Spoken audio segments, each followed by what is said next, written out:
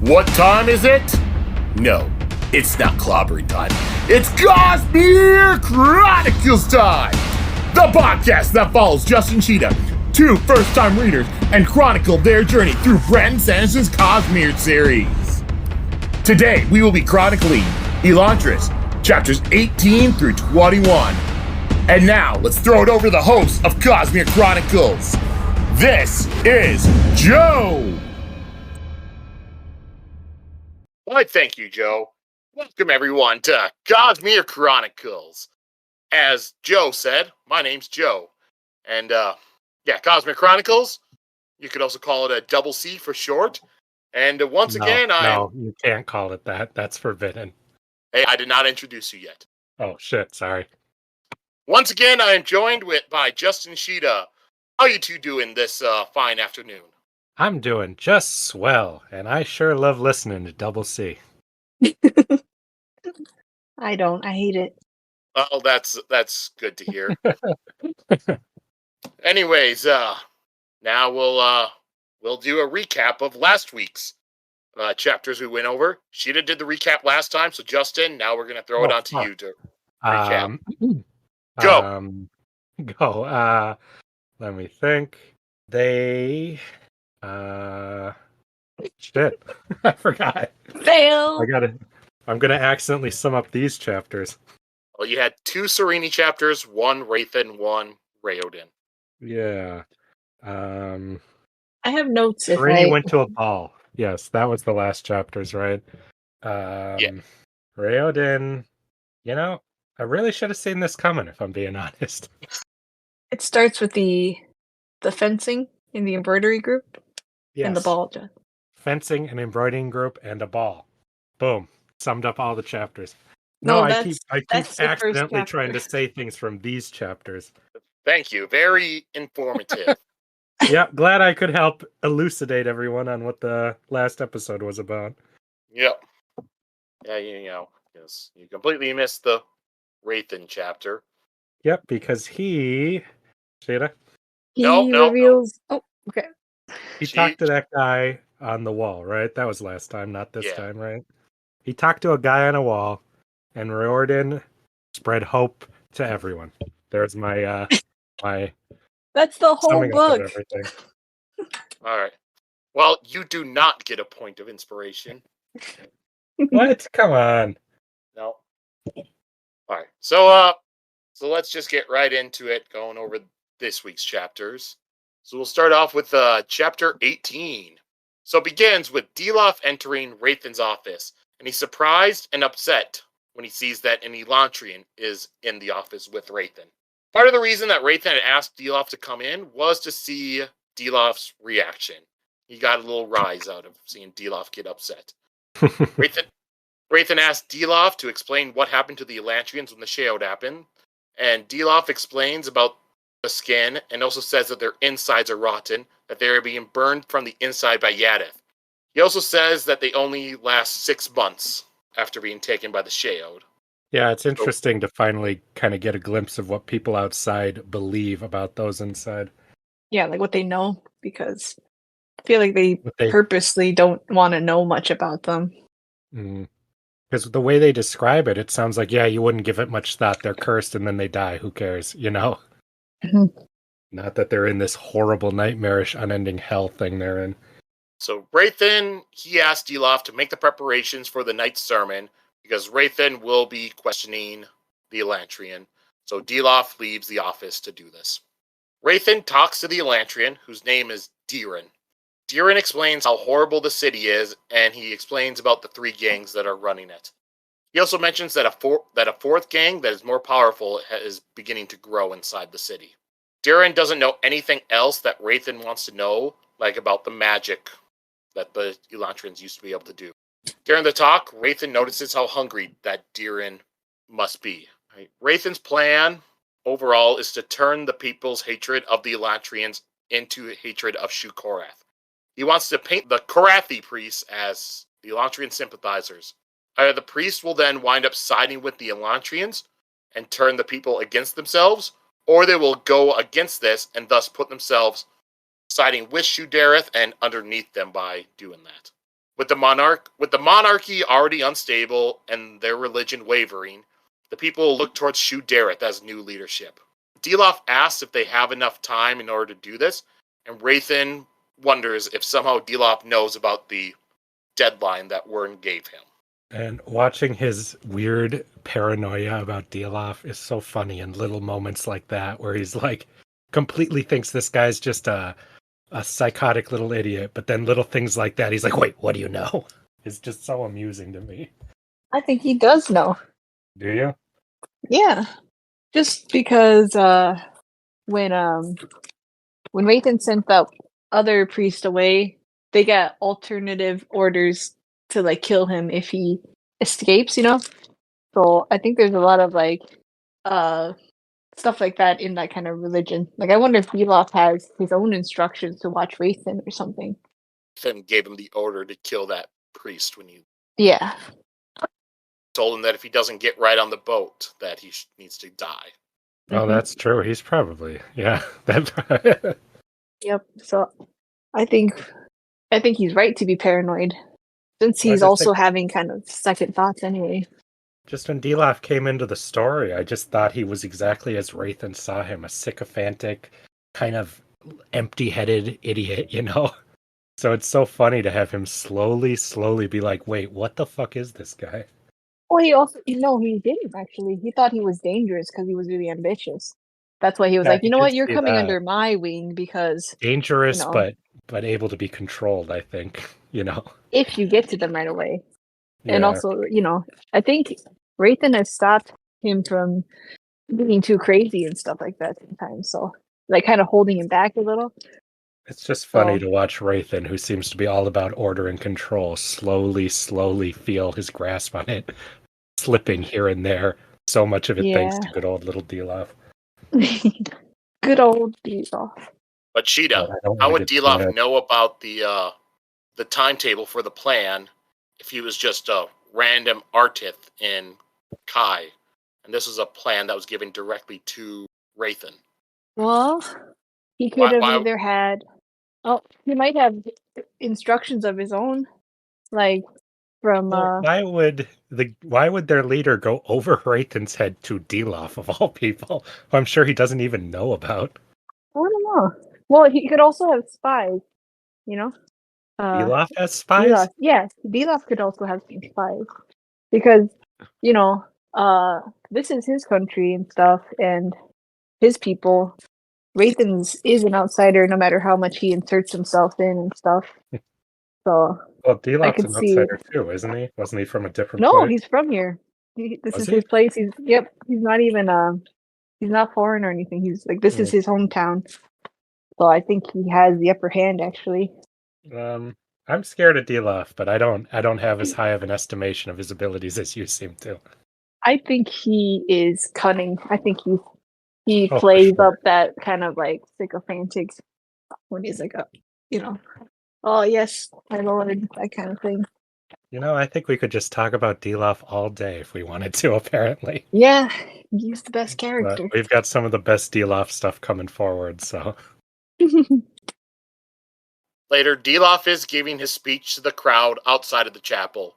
Even though it is not as meticulously planned as Hrathen's, speeches are, and Dilaf often repeats the same points, Hrathen congratulates himself on how Dilaf is working. Then, Dilaf's speech turns, and the crowd turns their attention to Diren, who is tied up to a post when Dilaf plans to burn him. Diren has also been cut up so much that he has now lost his mind from the pain. That was horrifying and hilarious at the same time. After he sent him to be peacefully returned and said, make sure he's loaded up with food, too. I was so sad to cut to him tied up like that. Yep, Hrathen, he realizes they need to stop this because he does not want Dilaf to start executing people on the streets. He knows that Raoden will not allow this and will wind up going against them. So Hrathen manages to step in and say that the Elantrians are cursed by Yadith and it is not their job to punish the Elantrians. The only ones to punish the Svardkiss is Yadith. He also brings up that the Karathi are the ones that care for the Elantrians. This manages to work and the crowd disperses without killing Diren. I love how he's talking about how he's got this very meticulous timetable he's trying to adhere to. And this thing Dilaf has done, he thinks that it could whip the crowd up into a frenzy where they just start attacking everyone and starting a riot right then and there. And I love when he's yelling at the crowd. And I forget, what is it that he says where he's like, these people are cursed by our God. Is it our place to kill the cursed? And then some people in the crowd just say, yeah, out of habit. I thought that was funny too. I thought it was interesting the author pointed that part out, that people are in kind of a blind follower mode at this point. Mob mentality, I think. Yeah, mob mentality, and they're barely listening to what's happening because Dilaf speaks on emotion. Hrathen comes in to try to bring it down with logic. The crowd is gone. Hrathen, takes Diren privately, and he burns him privately in order to put him out of his misery. Hrathen chastises Dilaf and tells him that a riot needs to be very carefully planned and executed. Dilaf says that the people deserve to see what they hate, but Hrathen says that the hate needs to be formless until they are ready. Dilaf leaves while quietly fuming, and Hrathen feels that Dilaf is becoming too much of a liability. While Hrathen is looking at Diren's charred bones, his mind goes back to memories of Dakor. Memories that he had long tried to banish, memories of pain, sacrifice, and death. What's Dakor again? Or have we ever seen that? We've heard about it. Other city, right? That got sacked. No, it's the Dakor Monastery. Oh, the monastery. Yeah. We've heard a little bit about it, like Sarene's father. It's one monastery that they have not been able to learn exactly what it does, but he's just heard horror stories about it. And Hrathen, he kind of cringes and worries about what would happen if the Dakor monks were set loose on Erelon. So yeah, just don't know exactly what happens at Dakor, but it just sounds not pleasant. This was always my worry with Dilaf when he first came in, because he just from a character standpoint, I'm like, he's not just going to be his little follower. He has to be trouble, and everything with him is escalated so much faster than I expected with the stuff he does, from when he just jumped on stage and started giving a speech in the first place to now taking it upon himself to take this Elantrian to try to burn in front of the entire crowd. These are crazy people instincts that he's leaping upon, and I think it's so really creepy. Funny that what's that? So creepy that when the Elantrin was being let off, he stopped them and was like, actually bring him here and stuff. Like, yeah. And then he tortured him too, right? Yeah. That's messed up. That can't be allowed. And it's interesting because he heard Hrathen's plan about it too. He knows that they're just trying to make them the scapegoats, but he also said that he hates them so much from them betraying him back in the day by becoming cursed and stuff in the first place. Mm-hmm. It's just such a weird little character. Yeah, and I think is probably the real villain of this book. Yeah, and like Diren was talking normally and stuff, but Dilaf, he just had to, like you said, he had to torture him specifically so that way he could go mad. So when he showed him to the crowd, they saw some insane Elantri instead of just some normal guy. Yeah, that was it. Or he was just so filled with rage, he might have just tortured him because he had that desire to too, Yeah, he probably enjoyed it, but yeah, I can't tell how much of what Dilaf does is a secret cunning, like you said, Sheta, and how much of it is just a fervorous religious psychosis that he seems to be taken by at all times. Probably he's like a little of both. Lex Luthor. He just hates Superman, but also to his end, I don't know if I believe he's as cunning as a Lex Luthor type, though. I don't know. Some of those psychopaths are. Yeah, well, I'm sure we'll find out as the book goes on. If we find out, well, something in a little bit makes me really wonder about that. I don't remember if that was this chapter or the next one about them. Well, later, Hrathen is in his office, and he uses his Seon to contact a man named Fortin. Fortin is a follower of the Jeskari mysteries, and he also mixes potions, poisons, and elixirs. At one point, Hrathen had been poisoned by a political enemy with a poison that had no antidote, but Fortin was able to make a concoction that cured Hrathen. So Hrathen, he wants Fortin to make him a particular potion, and wants him to make him 2 doses of it. Hrathen wants it right away, but Fortin won't be able to make it to cave for at least 2 weeks. I wonder what 2 people he's intending it for. I have guesses. Well, what are they? That's what this is for. Well, the king and Dilaf. Not Sarene. Those are the problems. Why would he kill Sarene? He loves her. Yeah, but is Dilaf a problem in his mind? Because he still seems to believe that can be controlled because he whips up the crowds like nothing else, you know? Yeah, but he's going and even after behind this, his back. He chastised him. Yeah, but... And what did he do? He grumbled under his breath. I don't think that he sees what a threat Dilaf is yet. I think he still thinks he can be controlled through their order. What? He just said that he is beginning to be a problem. Yeah, a problem that I think he believes he can probably deal with, you know? No. He thought that when he got him to be his little sidekick. You know, he thought he could control him. I don't think you'd waste such an expensive potion on Dilaf of all people, who you could probably just knife and throw somewhere and just say it in Elantrian killed him or something. In those kind of organizations... That's what the potion is. I bet the potion is going to superficially give some of the characteristics an Elantrian has. That's my guess now that I think about it. And I think giving that to the king would be a very good one. You don't think it straight up turns them into one? You only need it to last a couple, like, when they get it, they pretty much throw them in immediately, right? So you'd only need it to last a little bit, just enough to get them out of there. That's my current theory. If you could turn Dilaf into an Elantrian, I think he would hate it so much. See, I still don't think it's for Dilaf. I think if it's that, or if it's anything, it would be for Sarene and Raoden, maybe, probably. What? It's definitely for Dilaf. The whole chapter is him being like, Dilaf's a problem. I gotta do something about that guy. Well, remind me, when he called this guy, was this a spur of the moment thing, or was it on his to-do list? I can't remember. I think it's said either way. I think it's just jump to the next scene. Yeah. I got my theory. Because those are his 2 biggest enemies in the city right now. Not Dilaf. Serene? You're right.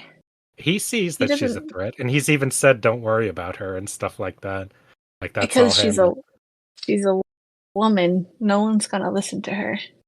She's just, to me, I feel like she's just a kind of annoyance. But he likes her challenges. I think that after that debate, when they were up on the wall and she was countering him, or it could be it could be the other religious guy too. He'd be one to get rid of as well. Oh, the nice old man. Yeah. Hrathen's starting to get a little bit worried about Sarene when he was talking to Telri, and Telri brought up Sarene. Mm-hmm. So even Telri was noticing that Sarene was becoming a thorn in Hrathen's side. Mm-hmm. Because, no matter how much you think he loves her, Sheta, he's got a whole city's souls at his responsibility. I'm sure he'd sacrifice a bit for that. Not his love. Yeah, I don't sense any of that, but anywho. I wonder how many Hrathen Dilaf shippers there are out there. I'd like to see some of that fanfic. Hrathen Dilaf? Oh, you know they're out there. You know they are. I don't know. This isn't My Hero Academia. I don't think there's a big Elantris shipping community. Dude, people ship. There's shipping in the strangest places, man. After I finish the book, I'll look that up, and that's what I'll review after. All right. Anything else from chapter 18 that you guys want to go over? I was going to say that Hrathen was surprisingly kind to the Elantrian. Like he was going to give him bread, and he was kind of more gentle than I thought he was. He didn't even, cut him up or anything.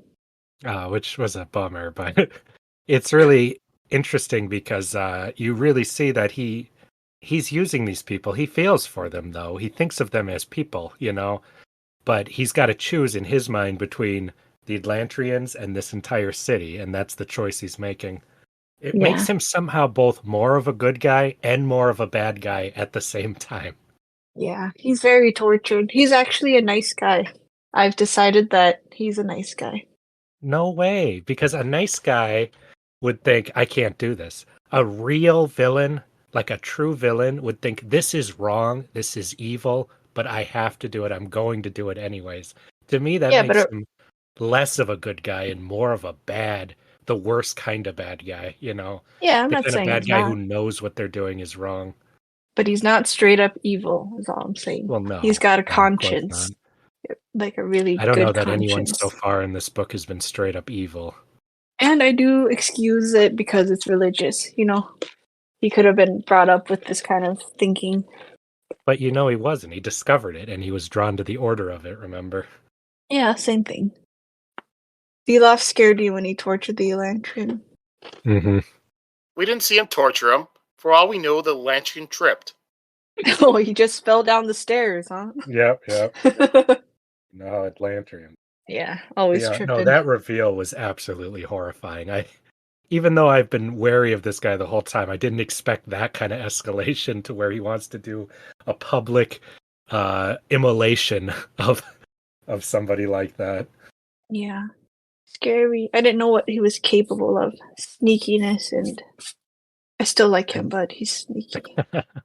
What Hrathen put down, those kind of things, those things can explode so much in real life and stuff, What? Like they may like that kind of religious Oh, fervor thing, like burn the witch type situations, yeah. that could have swept through the city right there. And like Hrathen was thinking Aiden would be like, no, and just put this down immediately, It shows his skills too, to be able to like cool that mob down. Yeah, Like they that's wanted true. blood, like after Mhm. Dilaf.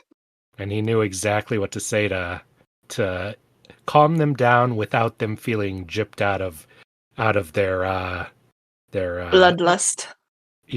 exaltation or whatever of religious something. There's a word, but I can't find it right now. They were just excited. Yeah, but it's a specific feeling you get when you're like in a crowd and You're you're doing related. God's work and you're killing heathens and stuff. It's a very, very specific feeling. To put It's a that holy down, experience. yeah. To put that down satisfyingly, it really, really does show his skill, like you're saying. Hmm. I can't believe he burned him though. I hope it worked in that he actually died and isn't just tortured. Yeah, I really wonder about that. They gave us some clues though. They said that the lantern was like kind of thankful when he was being burned. So Well, he was asking to be killed in the yeah, demonstration. but when he was like, he was kind of like, "Oh, thank God, it's gonna be over soon," So Yeah, I but hope then it again, was. yeah, what if it's not? They're just a screaming soul with no way to express it. I don't believe Let's that. see. Yeah. Oh, I thought Forton was so funny Yeah, I thought you'd like him. in the audiobook. Uh, the the narrator does a stoner voice for him, and it's really funny because he's kind of portrayed like a stoner. Oh yeah, he's all drugged out, yeah. Yeah, so it's funny. Did that make you mad about more of Hrathen's hypocrisy at working with ungodly things, Sheta? Oh yeah, more justification on his part. I He's think it's working so... with Oh, go on. I'll just like some of the like trashiest people and stuff. He's working with them. Like they already said that these mysteries people are like the worst kind of like dirty religion people, like not a real religion and stuff. Oh yeah, I like that part where he talks about how they sing the praises of the religion they're supposed to all day, and then at night they do the mysteries with equal fervor. Yeah. It's so strange to me that this whole order's idea of being a place being converted is they just go through the motions. They don't really seem to care if they truly, truly believe or not, which is very, very strange. It feels like a very bureaucratic religion, or almost like a corporatized religion. Yeah. I mean, just from Rayson alone, you can tell Mm-hmm. that he doesn't have the kind of feelings and emotions that go with it. It's not very spiritual about it. Mm-hmm. Yeah, a religion almost without the spiritual aspect. That's really strange. Mm-hmm. The other thing, I thought it was interesting that Fortune didn't know that Hrathen and the other high priests use seance to communicate. He thinks that Oh they yeah, pray. yeah. Pray really hard. That was funny. Yeah. Yeah, we'll move on to chapter 19. All right, so it begins with Raoden. He's having a dream. and it's like a flashback dream from when he was a kid. He had fallen from a high place and shattered his leg in over a dozen places. His father had hired the best surgeons and doctors from around, and they set the bone as best as possible, but they still believed that Raoden would always walk with a limp. They also feared that an infection had formed and had moved up into his abdomen, and they had no way to stop it. So even if they cut it off, they were worried, yeah. So Raoden's parents, they brought him into the city of Elantris, even though Raoden was suspicious of the city. Raoden's mother, though, had insisted on it. And inside, we just get like a description of how pretty much beautiful Elantris was at the time. The stones inside, they pretty much glowed like there was a fire inside of them. The Elantrians, they also had like a shine to them with like a luminous pale silver skin. Their hair was a blazing white of steel. All the Elantrians looked beautiful. And so his parents bring Raoden to a woman who drew the Aeon in the air. She also began adding dozens of additional little lines and curves on it. And then once she was done, there was like a power that came from it, and Raoden felt a burning in his leg, and his leg wound up healing. But then his dream continues, and the pain doesn't go away. It just still really hurts, which didn't actually happen when he was a kid. Then Raoden wakes up from his dream and is realizing that his pains from his current life are starting to seep into his dreams. And his pain is growing worse, and he feels like it shouldn't be this bad so soon after he had come into the city, since he's only been there for 3 weeks. Every single morning he wakes up with this pain and everything and has to force himself out of bed. While the others are able to hide their pain with their focus on their work and everything, that's not really working for Raoden. He also feels like his pain comes in waves, unlike the others. Yeah, it was interesting to get his perspective on that, because you see it in everyone else, but to finally get him to the point where it's starting to be too much, because it's very hard to visualize what that kind of pain would actually be like, when you just hear about it. But when I try to imagine every scrape and cut and thing I get hurting at the same time, at the same tendency, it sounds horrible. But for some reason, the waves of it sounds worse, because then you'd almost think for a second, not feel it, then feel it again, which would be worse. You couldn't get used to it, right? Yeah. I also think it's unfair that they have to sleep, because I've had so many times I wake up and I just slept in the worst position and I've got a horrible kink or cramp, and I'm like, then I'd have to live with that forever too. I don't know if a kink or a cramp would really count for that. Those are like muscle aches, and like when they get tired from running and stuff, those go away. Yeah, but when you like pull a muscle by accident and it's like really bad for a while, which rarely happens, but if it happened even once, I would just hate that. But that is true that those aches don't stay. Raoden leaves his room and he's followed by Seolin. And Seolin has gathered a group of men to be guards for their area, because he feels like Lord Spirit needs an honor guard. Multiple buildings and walkways have been completely cleaned off, so it's starting to look like much better than all the sludge and grime they had. And Galladin has begun planting the corn. And then Raoden gets attacked by a surprise attack from one of Sheor's men. Seolin was able to intervene and kill the man. And then more of Sheor's men show up, but 4 more guards also show up to protect Raoden. They take down 4 of Sheor's men, and the rest run away. Raoden's guards are able to attack as a team, while Sheor's men just attack as, solitary people with no coordination between them. So that's the part where the guy gets decapitated, right? That was one of the guys. Yes. That was really interesting. It's the first one. Yeah, where they talk about how, I was wondering that, as far as they know, when they decapitate somebody, they don't seem to be alive anymore. I wonder if that's true or if it's not, because that would give evidence that the burning does end their pain, their suffering permanently, and actually kill them if they do die when they get their heads cut off. But it would be horrible to think that they don't die; they just don't have the muscle ability to move anymore. But I think your muscles still move for a second when you get your head cut off. So I think they'd be able to figure out if they were still alive when that happens. I thought that part was kind of hopeful for that. Yeah, you can die. That's what's hopeful. Yeah, it's like, oh, thank God. And Raoden, he wants to stop this and not fight against Sheor, But Galadin doesn't believe that that is possible. He says that there isn't a smear of humanity left in Sheor's men, and so they cannot be reasoned with, like Hrathen and Tyane. Raoden says he wants to give those men their reason back. When asked how, he says that he will figure out a way. I love how often he does say that kind of stuff. Like, I have no idea yet, but I trust I'll figure it out at the last second. Like, he seems to think on his feet very, very quickly, and he knows that. Yeah, when Raoden recognizes the man that was killed, it was one of Theon's followers. Theon had said that he believed that 30% of his followers had followed him to Raoden. And Sheor already had the largest group of the 3 original gangs, and now it is likely larger with a bunch of Theon's people joining him. How he hopes that it wasn't 70% of them joined and that a majority just went off and sat down somewhere, but that he has the fear if their force is increasing by that 70% is actually quite frightening to think about. Right, so Raoden has the dead man buried, and the wounded ones they bring to a building that they have started using to house the Hoid. They have been collecting Hoid from around the city and bringing them to this building in order to give them some dignity. Doesn't want them just to be laying out on the streets. Raoden also has his people come and walk amongst the Hoid and speak soothingly to them in order to make them feel comfortable. It has made a difference in how the Hoid are talking, and the loudest ones have now quieted down a bit. Yeah, See, that's what nice. was hopeful. Oh, yeah. That's just a nice service to do. Mm-hmm. It's just sad to see that. Yeah. But the idea that you could get him to quiet down at all is incredibly hopeful, you know? Yeah.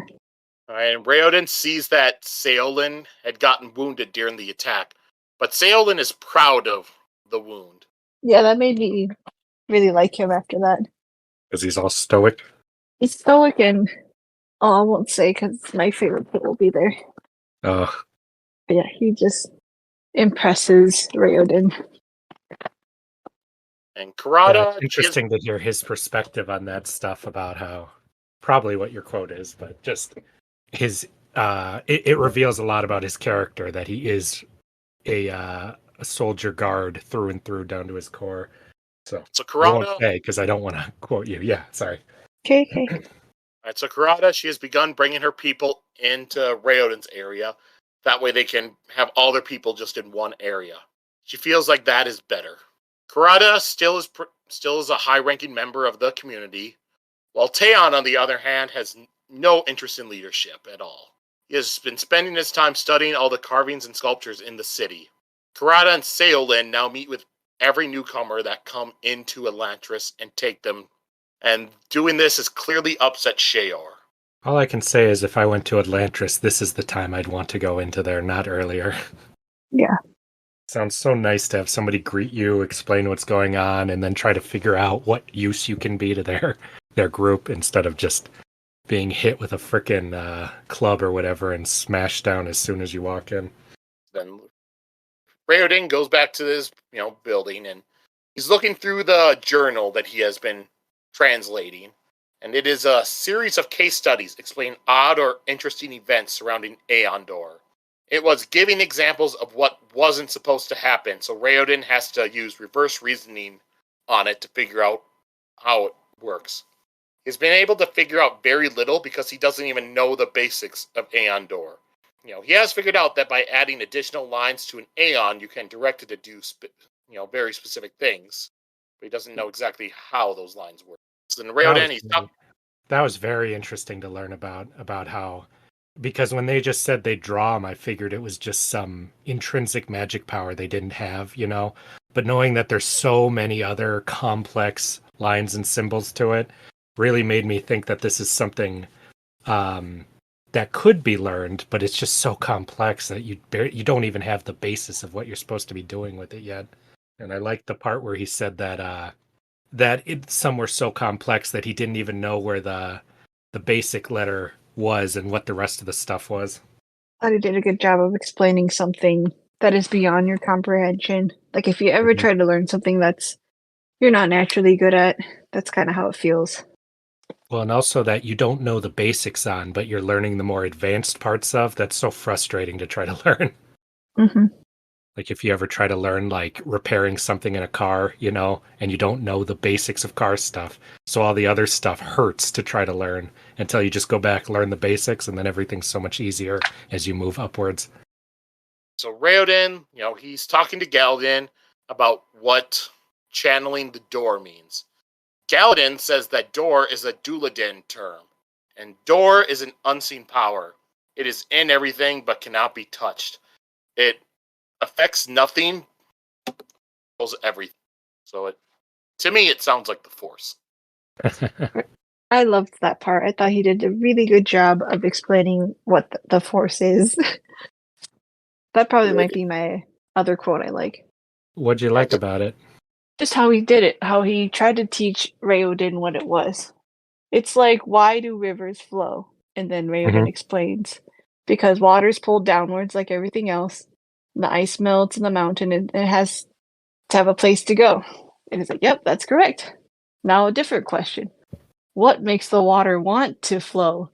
And then he's like, I didn't know it needed to want to. like it does. The door is the motivation. Like the door is why. So it's kind of like you're like, I get it. But like also it's just a made up it's a feeling and stuff. And that's hard to describe. Logically it makes no sense, but you can feel it the way he described it. It feels like it's true, right? Yeah, it feels like what magic would be, So I thought he did a really good job of, because I got that feeling when I read that. I was like, yep, that's the feeling. That's what the Force is. You can't really describe it easily like that. But like the closest you could explain it in words, right? With words, a feeling like that. It's interesting to get the idea that, because we don't really know how magic works yet in this world, but that there's some kind of underlining, force. I don't use it in the Star Wars way, but underlining force under all things that, like, it makes me think that these symbols they're trying to draw, they're not like a magical spell. They're more like opening up an energy, specifically how he talked about it when he was a kid, how there was like all this stuff wanting to spill out, but the symbols they were drawing were kind of allowing what they wanted to allow out, Seemed like some kind of creation energy that they found a way to harness in and use a little bit, which I find very interesting. So they're choosing to let the power out, like they're, say, opening a door? Yeah, basically. Yeah, but that's kind of what Brandon Sanderson, one of the things he's known for is he uses the term a hard magic system versus a soft magic system. You hear people talk about Brandon Sanderson, they'll talk about hard magic systems, where he comes up with magic systems that have set rules and everything. You would say a soft magic system, something like Harry Potter, where it's like you just use a spell and you bunch of fucking nonsense, basically. Yeah. Where for his stories, he does hard, where it's like, this is the cost of what you have to do, this is what it does, so it's all very specific, and there's cost to it, pros and cons, and it's not just you say something and whatever you want to have happen, the story happens. That's interesting. I've seen that across a lot of fantasy books. I didn't know there was a term to describe the difference between the magic. That's kind of like an Aragon. I would call his style of magic a hard magic too. Where it has rules and logic to it. Yeah, like a set of rules. I think it's a certain type of person that would enjoy that, like a D&D fan or something who would like rules and things, or like a gamer would enjoy those kind of rules. Yeah, but like I think the difference is just as simple as, does the author understand where this energy that people refer to as magic comes from and how it is tapped into? Or does the author have no idea because it's more of a spiritual thing you can't understand, I also think, is it important to the story if you know all that stuff, or is it just kind of like flavor text, Yeah. In this case, exactly right. It is, like in Harry Potter, it wouldn't really add much to add that kind of detail because it's not about the magic in that way that much. So. Yeah. Like I said, go on. With a hard magic system, it does it so that way you set everything up so the reader knows what can be done with the magic. So that way you're not getting into Act 3 of a story, and it's like, oh shit, we need to get out. Well, I can just do this other spell, now we can all fly. Where instead, it's you already know, all right, in order to get out, you have to be able to, you can't fly because you can't do it with what you're able to do. Yeah, what you can that's a do. good way to describe the difference. Yeah, from a narrative standpoint. Yeah, but Mhm. you can do this, which allows you to do this and climb or something like that. Mm-hmm. Hard magic systems have hard set rules and really not much deviation for them. Whereas soft, it's they're just able, it's just like doing magic. Like Harry Potter, you can do something, what you need to do. Lord of the Yeah, Rings, they just do introduce new magic. spells out of their ass every single book, basically, which is cool and fun for that kind of story. But yeah, I also think with soft magic, like you kind of said, Sheta, it's like what's relevant to the story. Because I bet you could go in and describe it all, but boy, howdy, I don't think those books would have been so popular if she was like, at the dawn of time, wizards discovered this, this, and this that set up all the foundations of magic. I think there's a reason history of magic is the boringest class in Hogwarts, because she finds it very boring. Who does? J.K. J.K. Rowling? Rowling, yeah. Yeah. Mhm. Oh, she Like, all right, definitely is not interested in the hard structured stuff. yeah. He's also writing, young adult books. I don't think that Mhm. younger Well, So is people. Aragon's young Aragon. adult books too, and those ones have, yeah. That's a I think, different but they have type a of very person. different audience. Yeah. Nerdy. Just kidding. I know, Shada, you've told me before that you somewhat prefer the soft ones because they feel more magical, right? Where the hard ones just feel like basically science by another name. Yeah, I like both for different reasons, of course. Like sometimes I don't need to know what midichlorians are. Like I just Yeah, gotta yeah. know. I just like the story. Mm-hmm. Yeah, so that's why. Yeah, it depends on the use of it. Mm-hmm. I think my favorite stuff is when you have an ill-defined magical thing, and then you have some science-minded character come in and start trying to pick it apart as best as possible and see all the logical fallacies in it and be so frustrated that they can't understand. I always Do think you that's like really fun. superhero magic? Superhero magic does not match each other at all.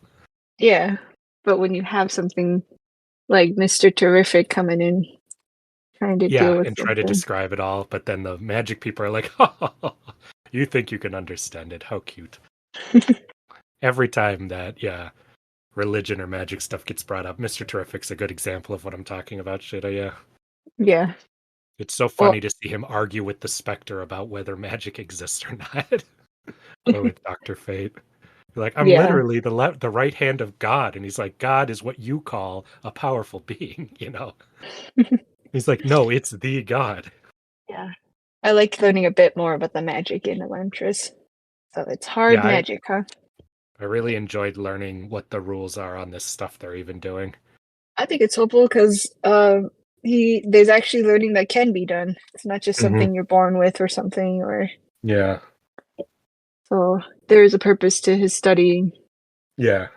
Because I never believe magic in a book until they explicitly show it to me. Whenever characters talk about it, I just always assume it's superstition until it actually happens. Yep.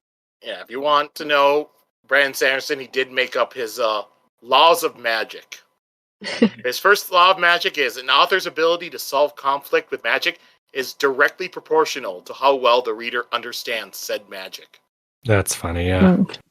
His second law is limitations is greater than power, because pretty much saying that, the limitations of magic systems are more interesting than its capabilities. What the magic can't do is more interesting than what it can do. Well, that's because what it can do is theoretically anything ever for all of time. I like that. His third law is... Oh, I just think that really matches the feeling of magic. That's all. The limitation thing? There's no limitations, only your own kind of thinking. Oh, so you like that it's by the individual what the limitations are? Is that what you're saying? Yeah, that magic should be unlimited, but it's our own stuff that is inside us that limits us, His third law is expand on what you have already before you add something new.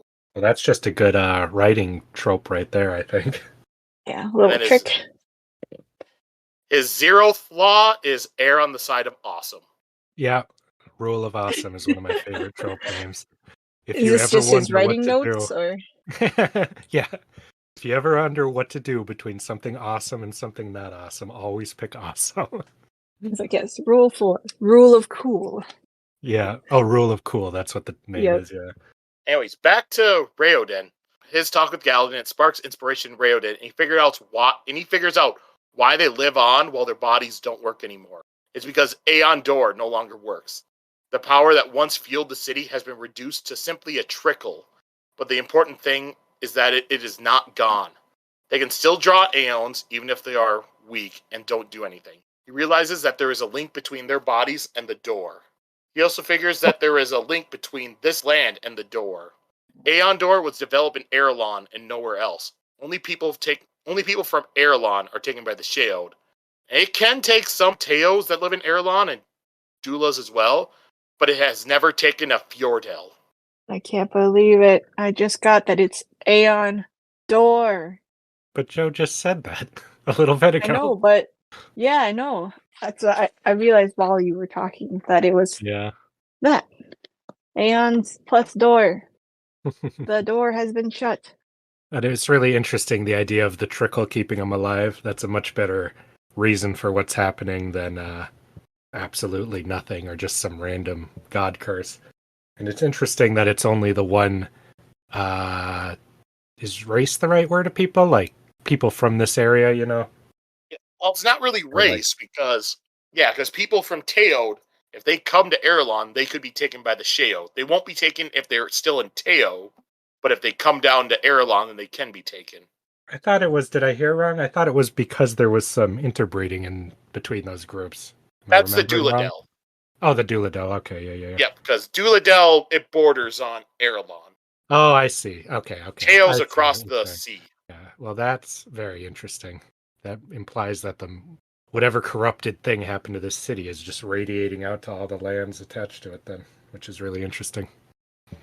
Well, it goes back to before the city, because the Sheod is also what they called it when people would become Elantrians. And even back before it became bad, Fjordell weren't taken back then either. Mm-hmm.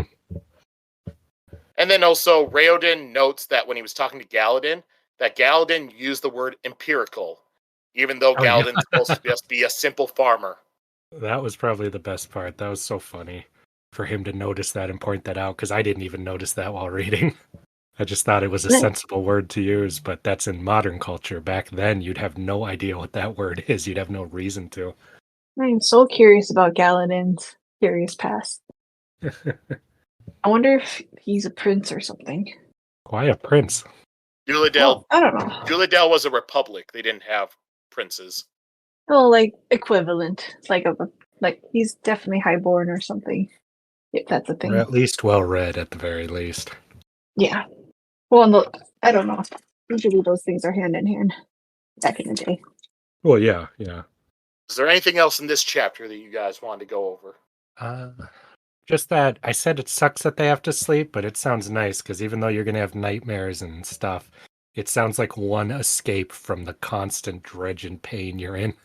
Even though I'm sure all your dreams are based around pain like his was. Oh, yeah. Oh, and it was... Oh, go ahead. God, Sheta. No, you. I was going to change the subject.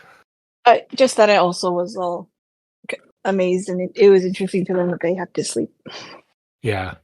It was interesting to see a glimpse of his mother, too, when they were younger, and to see that his father didn't like the Elantrians, and even after they magically cured his son, was still shit-talking him as they were leaving. And that was the first time he ever remembered having an argument or disagreement with his father, the first of many, many across their life. All right, we'll move on to Chapter 20. So, Sarene is having another meeting with her co-conspirators, and Cain and Lukel, they are not there for this meeting. Sarene says the group now needs to help Aiden keep the throne instead of removing him from the throne. And her father's spies say that Draok Crushthroat's fleets couldn't be sinking Aiden's ships because most of Draok's ships were destroyed 15 years ago when he tried to take the throne of Teod.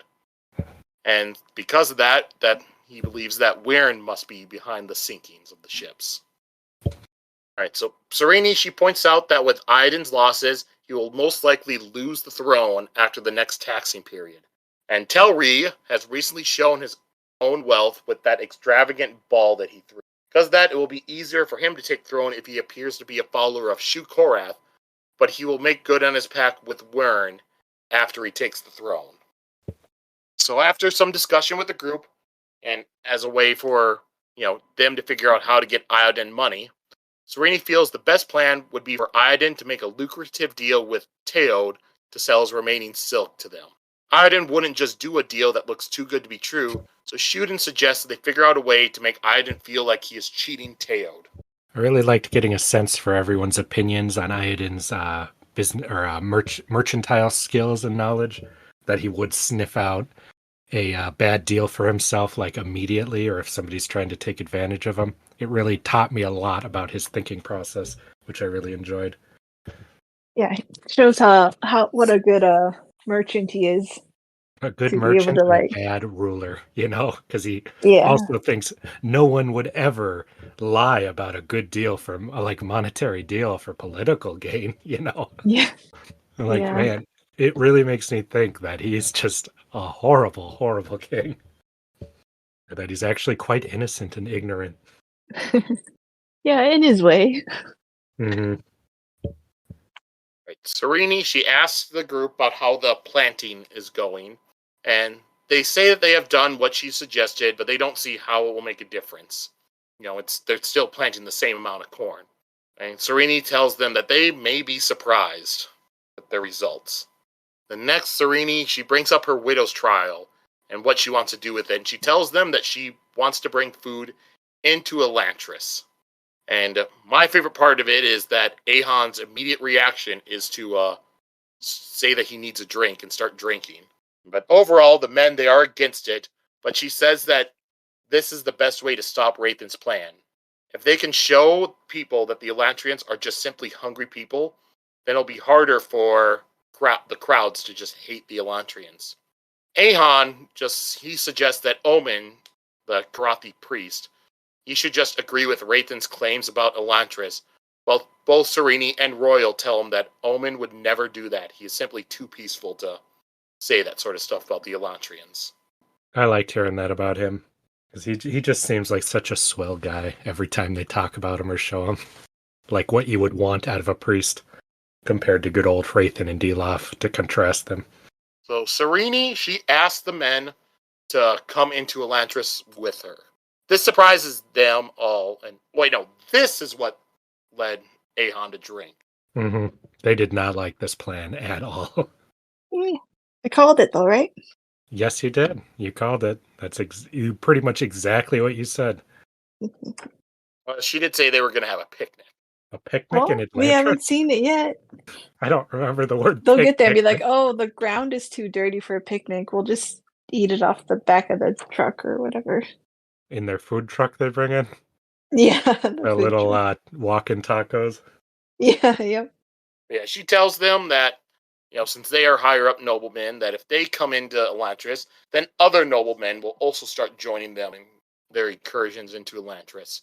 Then all these noblemen, they'll see that there is nothing horrible about Elantris. The men in the group say that it won't matter because Raoden would never allow them to enter the city. Even the Elantris guards are not allowed to go inside Elantris. Sarene tells the men to let her deal with Raoden. She asks if they will join, and Shuden is the first one to agree to join. Of course he does. He's always been her hype man. Royal says that if Shuden agrees, and the rest of them, they do not have the humility to say no to joining.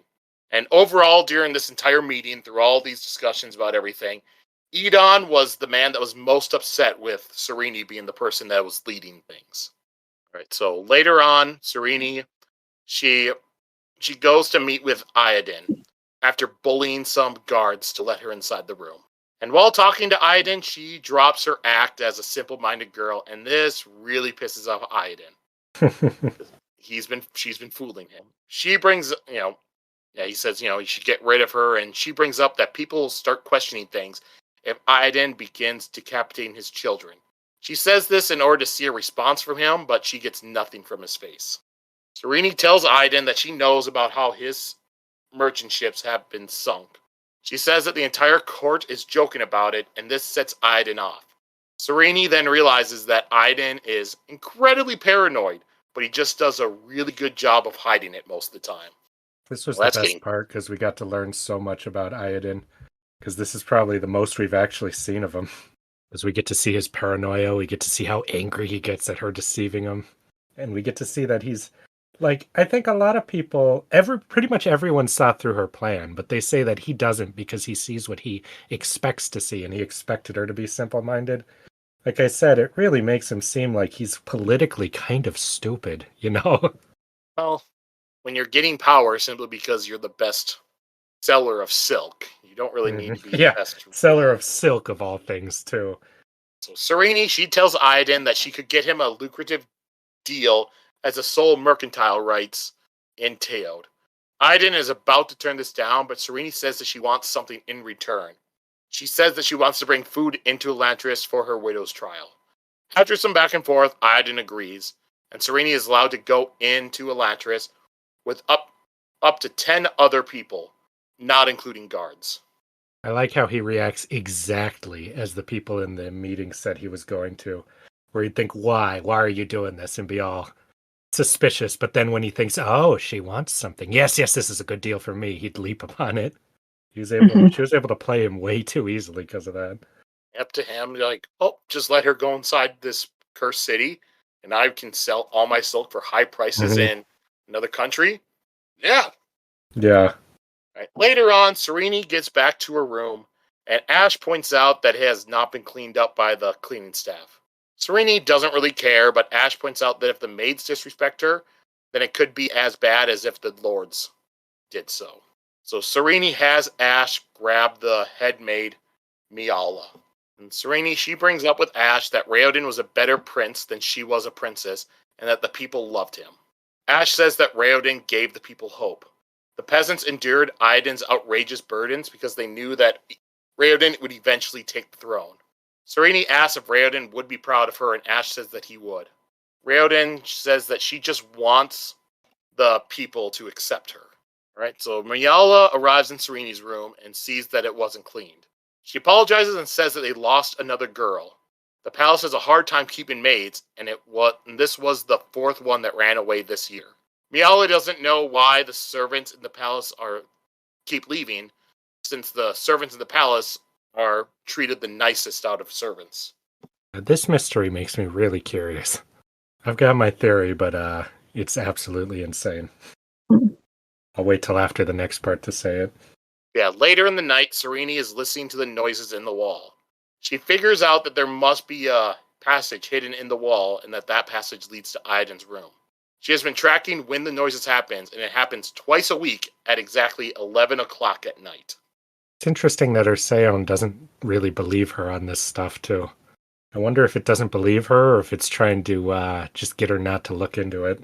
It's just more pragmatic. Yeah, could be. I don't fully trust the Seance, so I don't trust him. What's there not to trust? They have a mysterious background. Because Sauron can see through all of them? Yeah. Sauron's eyes are the Seance. Yeah. Mm-hmm. Was it just so helpful for what? For nothing? All right. Anything else in this chapter you two wanted to bring up? That Ash was annoyed when she woke him up. And I was wait a minute. That was funny. Stay on sleep too? So I was like, wait, stay on sleep. Elantrians need to sleep. What does that mean? So I mean, everybody sleeps. That would be my theory. Yeah, but those they're not like normal. They're like magical and stuff. I just think it's interesting that they would need that. I think that's some kind of magical recharging time. Yeah, probably. It gives the idea that they are alive and they're not just like advanced AI programming's mimicking personalities, right? Mm-hmm. They're more like humans, and they're more like people. Mm-hmm. Well, if they're not AI, that throws out my Skynet theory. You think Skynet's attached to this?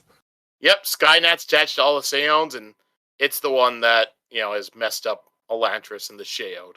Why would it do that? Why, wouldn't it just launch all the nukes? Wasn't that its whole goal?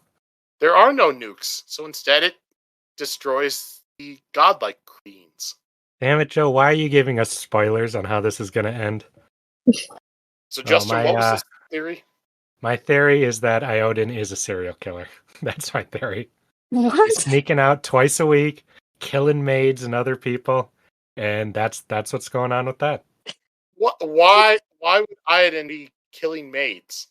Because he's a serial killer. He has to. He's got his secret passage. He leaves twice a week. Maids are starting to disappear. I'm just saying, it all seems to line up that Raoden is in fact a serial killer. He is first and foremost a merchant. Like Yeah, he likes. first and foremost. What's and the profit? Profit is he's crazy. I'm just saying, it all lines up perfectly, and when it happens, you're all going to be apologizing. Uh-huh. Only 4 maids have gone missing this Because year. he only started killing maids recently. He's been killing all kinds of people. He does hate women. Oh, you got that too, Sheta. Good job. Yeah. Now, I don't think that's true, but that's where my brain went when I read those two facts together. I wouldn't say that he hates women. He just looks down on them. Well, in public, because he gets all his hate out in private when he murders them. That's not funny, Justin. Oh, well, yeah, yeah. Anything else in this chapter? Mm. No, nothing I can think of. I think we covered everything. I liked a little bit more about Shuden being super cool. Like, I'll just say the quote I like, but I'm not going to say it as my favorite quote. It was when he kind of talked about, it was during the meeting, but it was a powerful man indeed who could mix integrity with savvy, because he just like has this kind of personal touch to all the things that he says that he just seems very charismatic. And yeah, he's definitely coming across as somebody I'm supposed to think is cool and remember. Yeah, I really wonder though if he's supposed to be a love interest for her though. There's no love interest in this whole There's book. just We're a like lot halfway about through how the cool book. he is. We're And like he halfway said, through the book. It would have happened by now. no, it's gonna end to a point with all the guys confessing their love for Sarene, like last chapter. Hope not. I sure hope not. Shuden even said that Sarene was kind of his type. So she's friends with his wife and his daughter. That's her age. Oh, Shuden. Yeah, but you said all the guys. No, just the guys that would be eligible bachelors. So, Royal and Shuden. Yeah, and Hrathen and Raoden. Don't forget Dilaf. Don't forget Dilaf. You do remember she's married to one of those choices you said, Sheta. Yeah, but she doesn't know Which would that he's both alive. make him not an eligible bachelor and would make all of this unrealistic. Semantics, Justin. I don't think you know what semantics means. That's what people say when they don't want to explain what doesn't need explaining. Right, so, Sheta, we got Justin's theory on what's happening with the missing maids. Do you have a theory? Are they just leaving?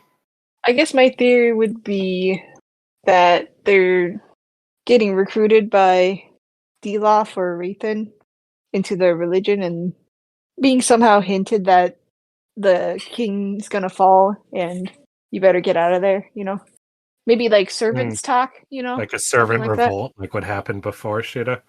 Yep. That's a good idea, actually. Yeah, they're in the know about something going on. Mm-hmm. That's actually a realistic theory. Yep. Not as realistic as mine, but pretty close. All right, so we'll move on to chapter 21. So, chapter begins with Hrathen having a meeting with Artith Therid in Hrathen's office. He offers Therid the job of head Artith, but Therid declines. This worries Hrathen because no Derethi priest would refuse a position of such power. Ambition is a cardinal Fjordell attribute, and Hrathen wonders if Dilaf had something to do with Therid's refusal, but thinks that this might just be paranoia. It's interesting that he's aware of his potential paranoia, just being super, freaking out about it all the time. It's a very specific kind of man who would acknowledge that they may just be the crazy one. He's very cautious on both sides. Mm-hmm. Yeah. Like, am I crazy, or is he trying to Yeah. trying to make a move here? I don't know. I think he's not. I think he's right to be paranoid. I think in some ways, yes, but not in all the ways. So Hrathen goes to meet with Pilaf. He feels that Yeah. He went to go meet with Emperor Pilaf. That's what I heard. All right, Hrathen goes to meet Dilaf because Hrathen feels that Dilaf needs to be dealt with because Dilaf is Hrathen believes that Dilaf is growing increasingly influential with the other artists. So Hrathen gives Dilaf a letter and tells him that he must deliver it personally to Wern. Since it is incredibly important, Dilaf is the one that has to do it. It will take Dilaf weeks to go and deliver the letter. And since Dilaf is sworn to be Hrathen's Odiv, he cannot refuse because of religious doctrine. That was a fun plan, just to get him out of there for a week or for a couple of weeks. I thought that was hilarious. Out of the city, yeah. The second I read it, though, I'm like, dude, it's not going to work. Something's going to go wrong. Yeah. Yeah, Dilaf agrees, and Hrathen begins to leave where Dilaf's at. But then he overhears Dilaf tell a messenger to tell the others that they are leaving. Hrathen stops and he questions Dilaf what he means. And Dilaf says that he's going to bring his Odivs. And artists are known to have 1 or 2 Odivs, and a Yorn, could sometimes have up to 10. Hrathen asks Dilaf who his Odivs are, and Dilaf winds up naming over 30 people. Sorry. And they are all of hilarious. And all the people he names are Hrathen's most useful supporters, including Warren and many of the other aristocrats. He's making plays. Yeah, it was so funny when Dilaf's like, sure, my master, I'll go. And he's like, wait, why does he want to go? Was this his plan all along? Does he want to go down there and talk with everyone and do this and that? And then he says that, he's like, no, this is his plan all along. He's so paranoid about him in a crazy way. And then also in a way that he's like, shit, I should be paranoid about him. So he's got Hrathen so on edge at all times. Well, which I is know. So funny. So this is how the scene plays out in my head. So he's like, okay, yes, my lord. And then he turns, all right, gather the boys, we're moving out. Like, yeah. And it's like, wait. Like, what do you mean? Hey, come back here. Like, oh yeah, man. what do you mean taking 30 people? All the best people here. Too. Yeah. And what have you been doing all this time? Just getting all these freaking followers? Like he has been working and stuff, Mm-hmm. Like he was not taking his role lightly. Yeah. He's more give him some power. Yeah, because he has the power to do that. So it's like, well, let's see. I'm going to use all my powers, of course, to do my means. Like, you don't give a man like that any powers. Like, no, that was his mistake. Yep, and Hrathen realizes that if Dilaf leaves with all of these people, then that would leave Hrathen with 0 supporters now. And if any of them refuse to go, which they, very religiously likely they cannot do because they are sworn as Odiv, then Hrathen will be forced to excommunicate them from Shu Dareth. And this mass, excommunication would ruin any possibility of Shu Dareth taking over in Erelon. So he pieces together that Dilaf never wanted to leave to go to Fjordell, and that he was prepared to force Hrathen to keep him here. So Hrathen tells Dilaf that Dilaf must stay because Hrathen cannot be without Dilaf. This whole part was too hilarious to read. Like the funniest thing in the whole book. Just Hrathen versus Dilaf in a battle of wits was not what I expected to read. Yeah, but he was like, all right, never mind. Actually, Warren says that this is the way. Too funny. Yeah. Like, it's not a really good look for Hrathen to be like going back and forth like that a bit. Like he seems like really shaken up by Dilaf's weirdness. Power play.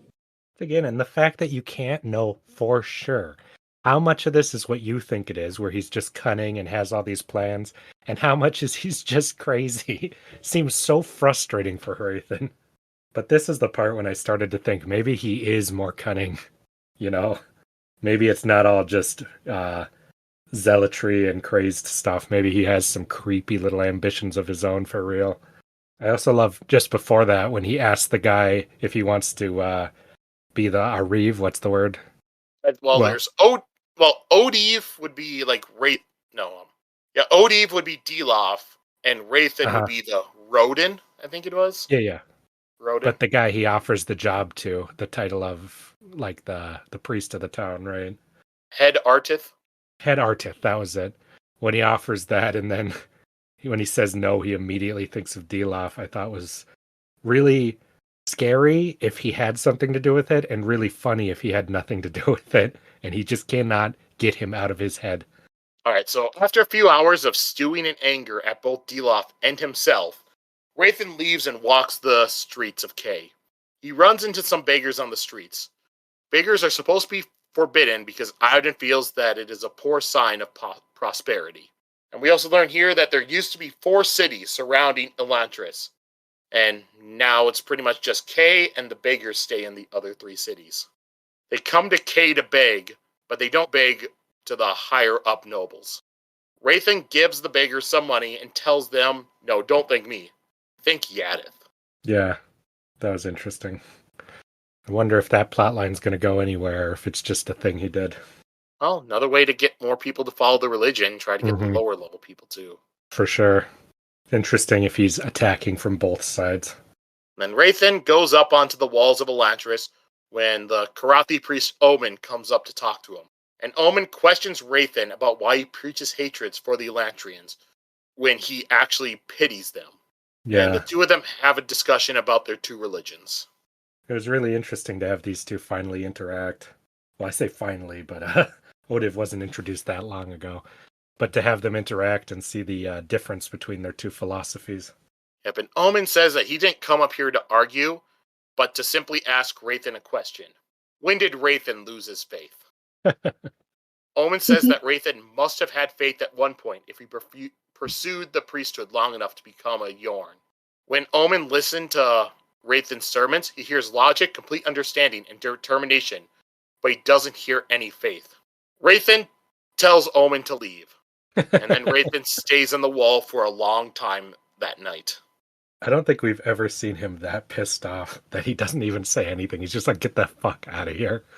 I really like Omen. I hope he doesn't die or He's be killed. Going to die, Sheta. For but sure, he was so nice and cool. Because that's exactly it. They've made him nice, they've made him wise, they've made him smart, and they have kind of a sad little thing where he's got a little Alzheimer's or whatever, you know? He's just too lovable and also pathetic to not die and make you so angry. Sad. Now I want to see him and Dilaf interact. I think that would be scary. Oh, yeah. I want to see. But yeah, seeing him come in and accuse Hrathen of not having enough faith and belief was really, really interesting when he says he didn't come up to argue. But that was like the sickest burn you could possibly give. Yeah. Also, something I've been wondering about Hrathen too is how much his belief is. All right. Anything else in this chapter you 2 wanted to talk about? No, I think we covered it all for the most part. I keep saying that I have a quote, but I didn't really pick one. I just have a bunch that I really like. I really like the conversation between Omen and Hrathen here. Oh, be careful what you say from that part, Sheta. Okay, I'll leave it to you then. Well, not if it's a part that's different than the part I liked. No, I think it's the same one. We have similar taste. Oh, just that Dilaf will be Hrathen's downfall. For sure. No questions. I've thought that since the second Dilaf was introduced. Just because he hasn't he didn't think that highly of him. He thought he was going to be helpful. And I'm like, no, a guy like this is never helpful. These are the kind of guys who go and start their own splinter religions that are way crazier and more psychotic, you know. He's got a little cult around him too, growing, you know. Yeah. And that's the thing, you know. They point out Hrathen, he doesn't have belief in his voice, but Dilaf has too much belief, and that is something people are really drawn to. Because that's what you go to religious speeches for, is to hear somebody make you want to believe or feel it's real, you know. Yeah. All right. So we'll go on to our questions and, theories, predictions area. All right, so we saw some more of Raoden and his group clashing with Sheor's group. And, Raoden wants to be able to give reason back to Sheor's men and be able to stop them and unite them. Will that happen? And if it does, how are they going to wind up uniting with Sheor's. I think the only way is to prove that he's tougher than Sheor, because people like that, if I'm understanding them correctly, they're drawn to strength. They're drawn to like an image of power. That's why they hurt people around them. So I think it's just going to have to be a badass fight between Sheor and Raoden. I think they're going to have a badass fight. I think that's the only option. Yeah, like a Klingon. You just butt their head harder, and they're like, "Ah, ha, ha! I like this guy." Oh, Sheta, imagine the detriments of that later on. Oh Of gosh, a bunch of headbutts. no, not literally that, but the No, I think equivalent. he's gonna kill him. I don't think he's going to gain his respect because I think he's going to be absolutely crazy. I think they might test crazy to each other, and That's then crazy. yeah, like be like, "I'm gonna do something like really dangerous, like walk through a building that's crumbling down," and then just challenges like that. You think they're going to have Like a challenges. crazy off? Yeah, crazy off. I don't think that would win the types of allies to the cause that you would want. Well, it's just to earn respect. That's all. Yeah. Right. All right. Then we learned a little bit more about the Aeon Door and how it's been why their bodies are the way they are is because Aeon Door is weakened and they can't get the power and everything. Theoretically. But why? What happened to Aeon Door and the power coming through and all that to make all this happen to Elantris? Mm-hmm. I think somebody fucked something up, some spell or some energy thing of some sort, and it just glitched out the whole system. That's been my theory since basically the start of the book, that it's just one big glitch, and if you could figure out how to fix that one teeny little glitch, that everything would go back to how it's supposed to be. It's gonna be like a Super Nintendo cartridge. You just gotta blow that dust off, and it'll work again. No, not like that.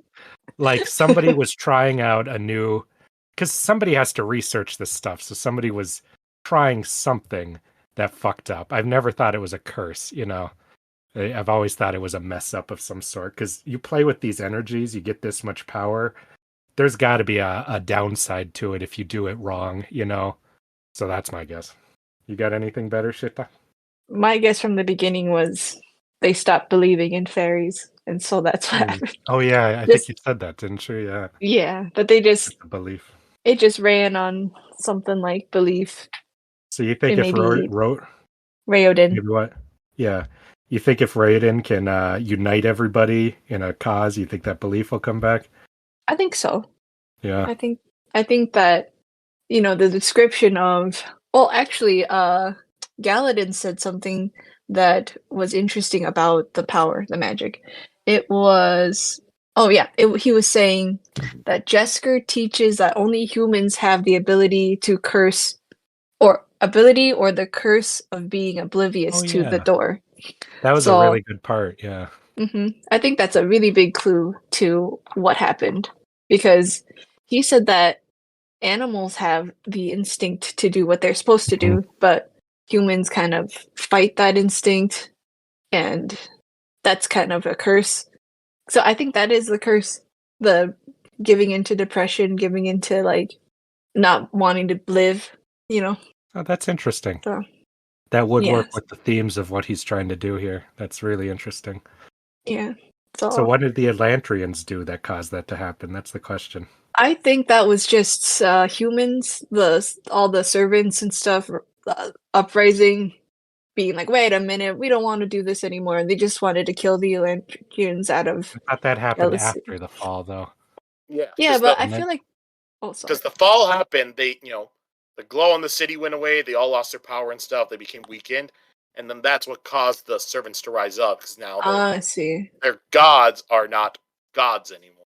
Yeah, then that sounds like someone, which I think is still an angry person, maybe figuring out how to do that, like corrupting that for a second and then chasing it with the revolt. So, Sheta, you're saying if they can get Dilaf to believe again, everyone will be cured? Then Dilaf's heart grew 2 sizes that day.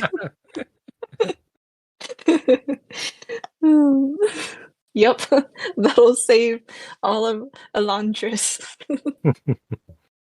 All right, Justin, there are wild theory out there.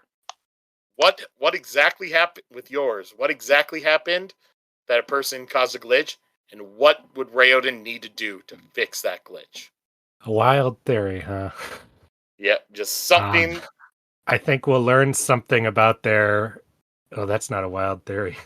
So one Atlantrian scientist was trying to unlock the unlimited power behind the door or through the door, and he let out too much and it overwhelmed everyone and fucked up everything.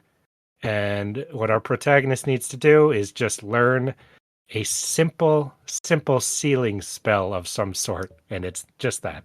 Very unexciting wild theory there. Because if that was what it was going to be, they would have introduced the idea of Atlantrian researchers by now. So I don't think it's that.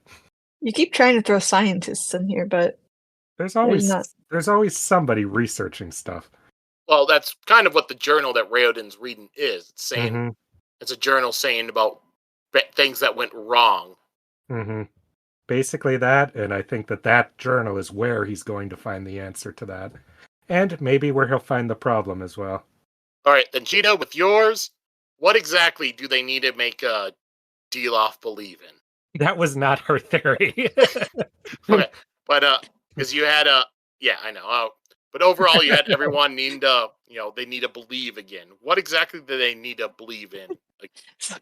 For the first answer, I'll say he just needs a kiss from Sarene on the cheek, and it'll warm his heart, just like the Grinch. I was thinking this is Once Upon a Time. He needs true love. Oh, like a true love's kiss. And then everyone will wake up from their stupor, and everything will be better. He'll remember everything again. Oh, he'll remember he was the lead Atlantrian? Is that it? Yep. Like, I remember. That's who I was. My name was... I'm just kidding. Sorry, what was the question? Just because you said that the Elantrians need to believe again, but what do they need to believe in? Oh yeah, I think they need to just believe that the magic can come back, or no, not that. They just gotta believe in what the door is, like find their instincts to want to be alive, or it's not instincts, but whatever it is that makes them want to live.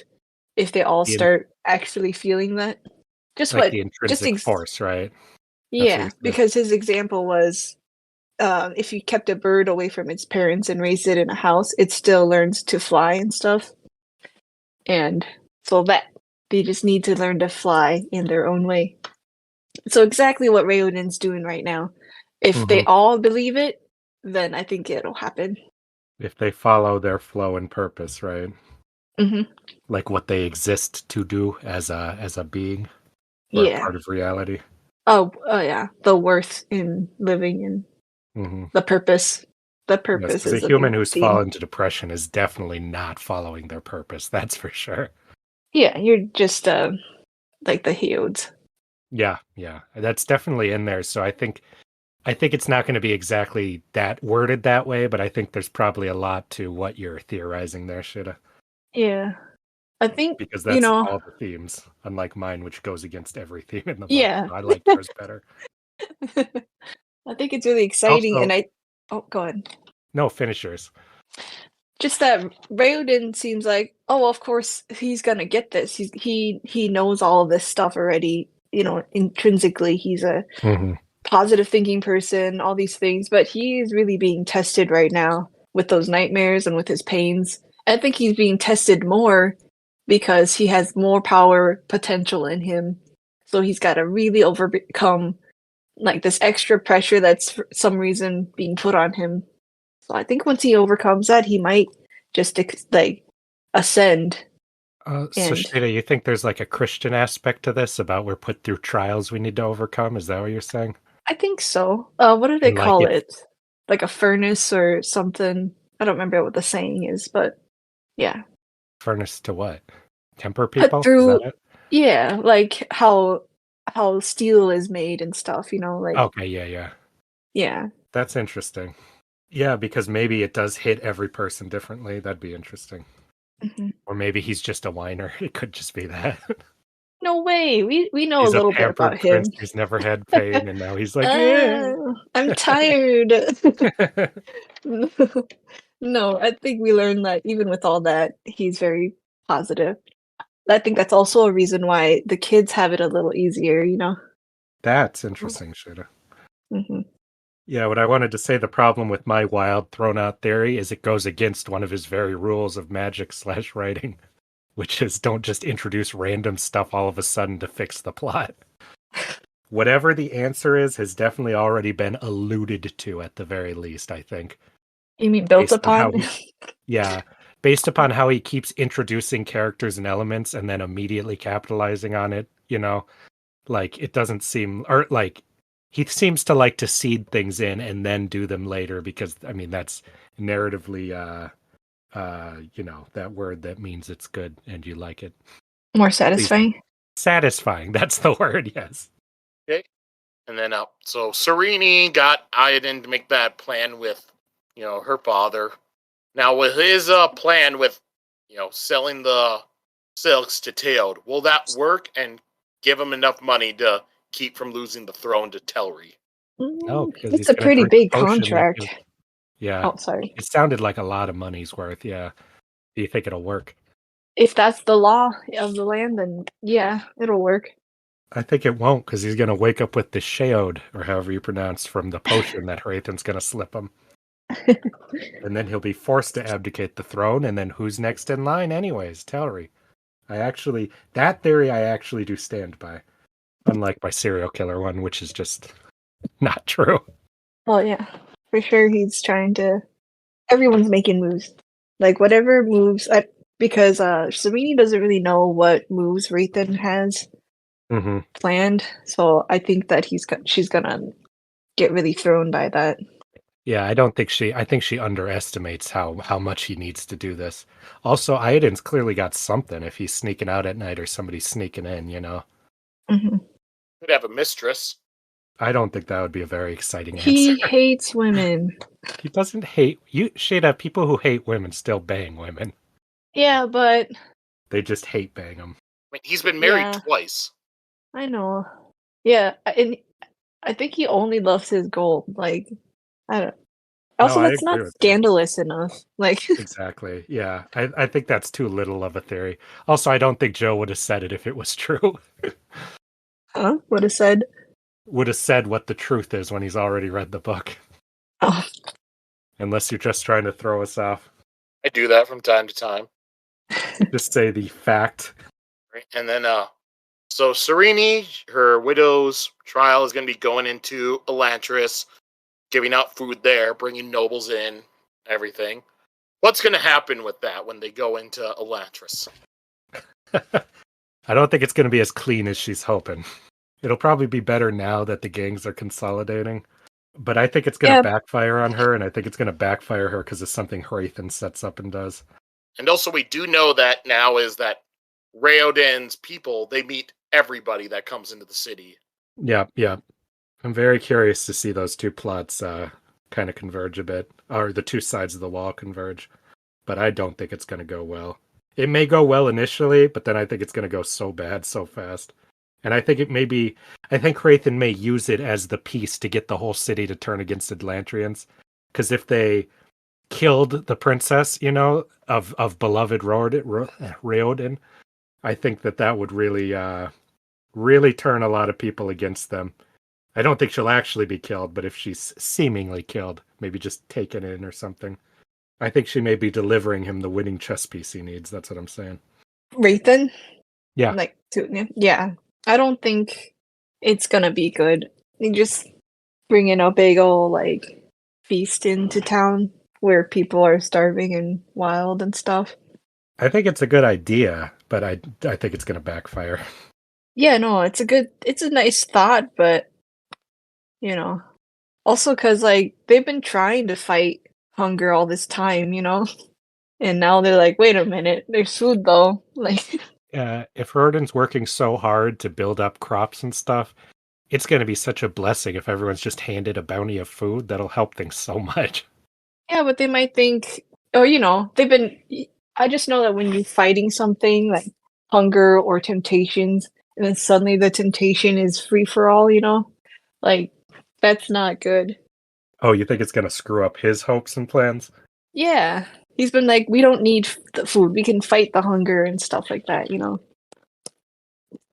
Then, yeah, like people who are believing in him, they've been trying to be self-sufficient, so I wouldn't like that. I would. I'd be perfectly happy with that food. Yeah, It sure but would make food it a for a lot easier to day. clean every day. Yeah, but Food it's for not for a day. She said she's going to do it for a while. And I think that if she gets a sense of how bad it is in there, and I don't know if she's going to meet Raoden or not, Raoden or not, but if she meets him or people like him who are more sensible, and sees that they're regular people and they just say, we are starving in here, I think she would keep providing food as long as possible, Something Which, about that feels against the themes, though. yeah, that's why I Because don't think it's going to work. I think yeah, things are going to go horribly, horribly wrong. yeah, I don't think it's gonna be good. And then I think Sarene will get kidnapped and wind up in the city, and that's how she'll meet Raoden again. That's my theory. Yay!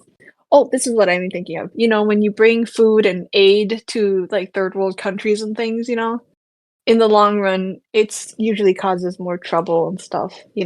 Its own troubles. I don't think that's true. That's only true with the gangs. If the gangs were Yeah, still in place, that's what I then the mean. food doesn't get where it's supposed to go. That's why That's I'm saying exactly what before I it would have mean. been bad. Yeah. Yeah. But now that they've got a stable type of government, then those kind of aids can be incredibly helpful, It is not stable. They still have to Mm, deal with the entire gang. Yeah. But we'll see whose numbers are bigger.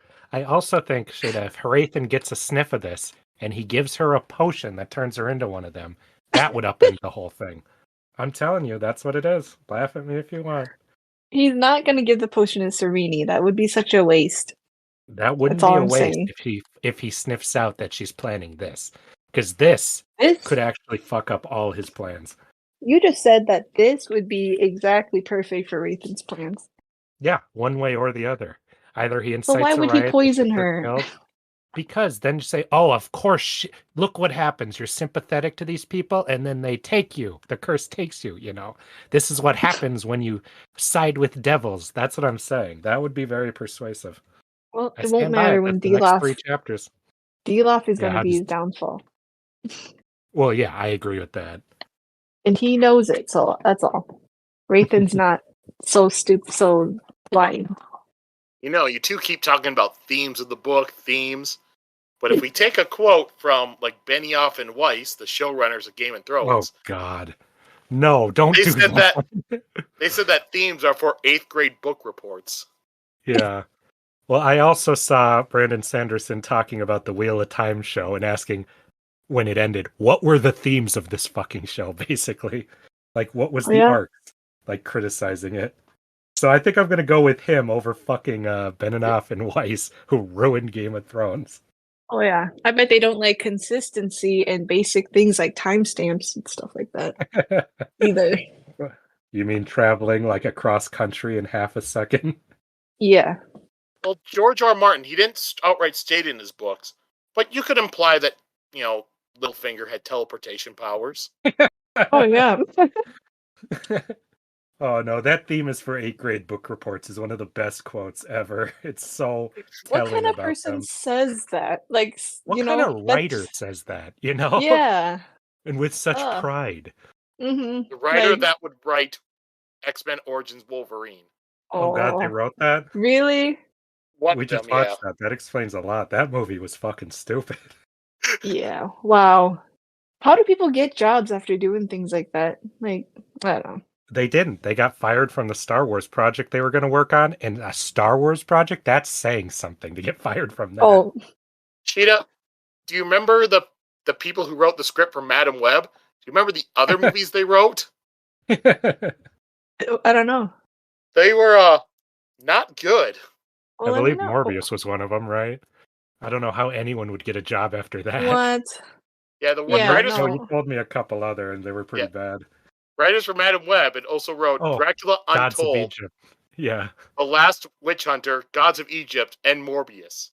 Those are all frickin' bombs. Yeah, why? What is the deal here? I don't know. Like It any doesn't one of make us sense. would do a better job than those people. They always say Also, like, any random guy off the street would do a better job.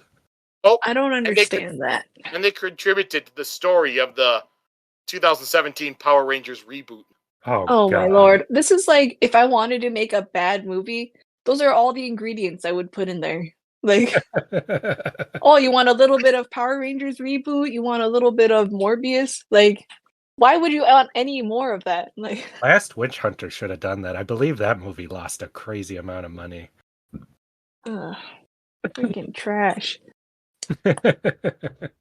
Like, that's just junk. Like, garbage. Like, extra. Like, why would you want to make any more of that? Ugh, so baffling to me. All right, If we back could to our story. understand. So will Sarene meet Raoden when she gets into the Elantris? And if they do meet, will she know that is Raoden? I think they're gonna meet, but I don't think she'll recognize him. But I think he'll recognize her, but not say anything. That's my theory.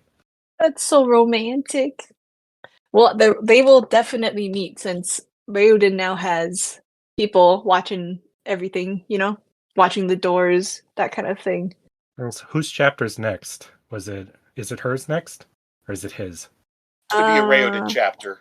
Raoden. Oh, he may be taken out of commission before she even gets in there by the other group, Like, I could see him getting his freaking leg chopped off or something, No, don't just say being out that. for a bit. That would be awful. I hate it when, like, people miss each other too many times in things. Like, oh, I was suddenly That's already happened like 2 times in this book. That's what I mean. I don't want it to happen anymore. That's Like, evidence that it will happen again. And who should just pass right by, like, I hate it. No, they're gonna meet. He's gonna recognize her, but because we already got a description of how he looks now, she will not recognize him. But I think after some conversation, she might know it's him. Or suspect. That'd be really interesting. Yeah, I wonder is there any reason for him to keep it a secret from her? Well, he doesn't want his people to know. That'd be why. Yeah, And but this would be... Maybe so she doesn't have to suffer. Those would be the 2 reasons. Well, I hope that he just says, it's me, your husband. And she's like, ugh! Yeah, that'd be kind of lame. But would she believe him? I think she would. She's pretty smart. If they talked, yes, I think so. Yeah, all he has to do is say a couple of things that's in their private conversations to prove it. So they're both smart enough to give whatever information is necessary to prove each other. And their connection seemed to be a very internal one too, so I think that they would recognize each other's personalities a bit, Yeah, they're soulmates. They're a little bit of that. All right, and then with Hrathen, so is Dilaf doing a whole bunch of like master planning with trying to keep the Theryd from becoming the head artist, from putting all these people together to keep him in K? Is Dilaf planning all this? Or is it all just a big coincidence and Hrathen is getting a little paranoid? You go first, Sheta, because I know your theory. Oh, yeah, no.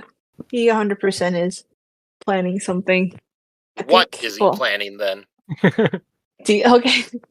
He is probably just watching Hrathen. I don't think he's like being malicious in his planning. I think he's watching Hrathen to see if he's gonna succeed at his task. And then if not, like he has things in play to take a more forceful. Oh, that's pretty good, Sheta. I like that. Yeah. So that's what I think. So I think he means well, like to the religion. I don't think he's malicious towards Hrathen, but he just really wants to have this succeed. So it's going to be at the last second when Hrathen's ready to do his plan, but something goes just a little wrong, and then Dilaf just yells "now," and then they sweep over the city. Is that he's failed? Like, let's do it! Like, he's a betrayer. Follow me, like that. No, but he let him have his chance to do it his way, but it didn't work. Have his chance. Yeah, like he wants to do it this way, but at the same time, he secretly wants to do it in, Dilaf wants it to do it in his way, so he's just ready with the pitchforks and fire and stuff like that. I actually like that theory, Sheta. I think that might be true. That Yeah. he's setting up weird little things in the side, thinking he's going to be helping out. Mm-hmm. Well, I personally believe that he just acts on his whims and has absolutely nothing planned out, and Hrathen is just completely paranoid. And that paranoia might be what leads to his downfall a little bit. Because I just don't think Dilaf is that smart. I think he is a creature of whims. Even the thing with taking all of his followers, I forget the word, all the people he dubbed. Even that, I don't think was a specific plan. I think he just thought, I will do that. And then Hrathen read too much into it. Excuse me.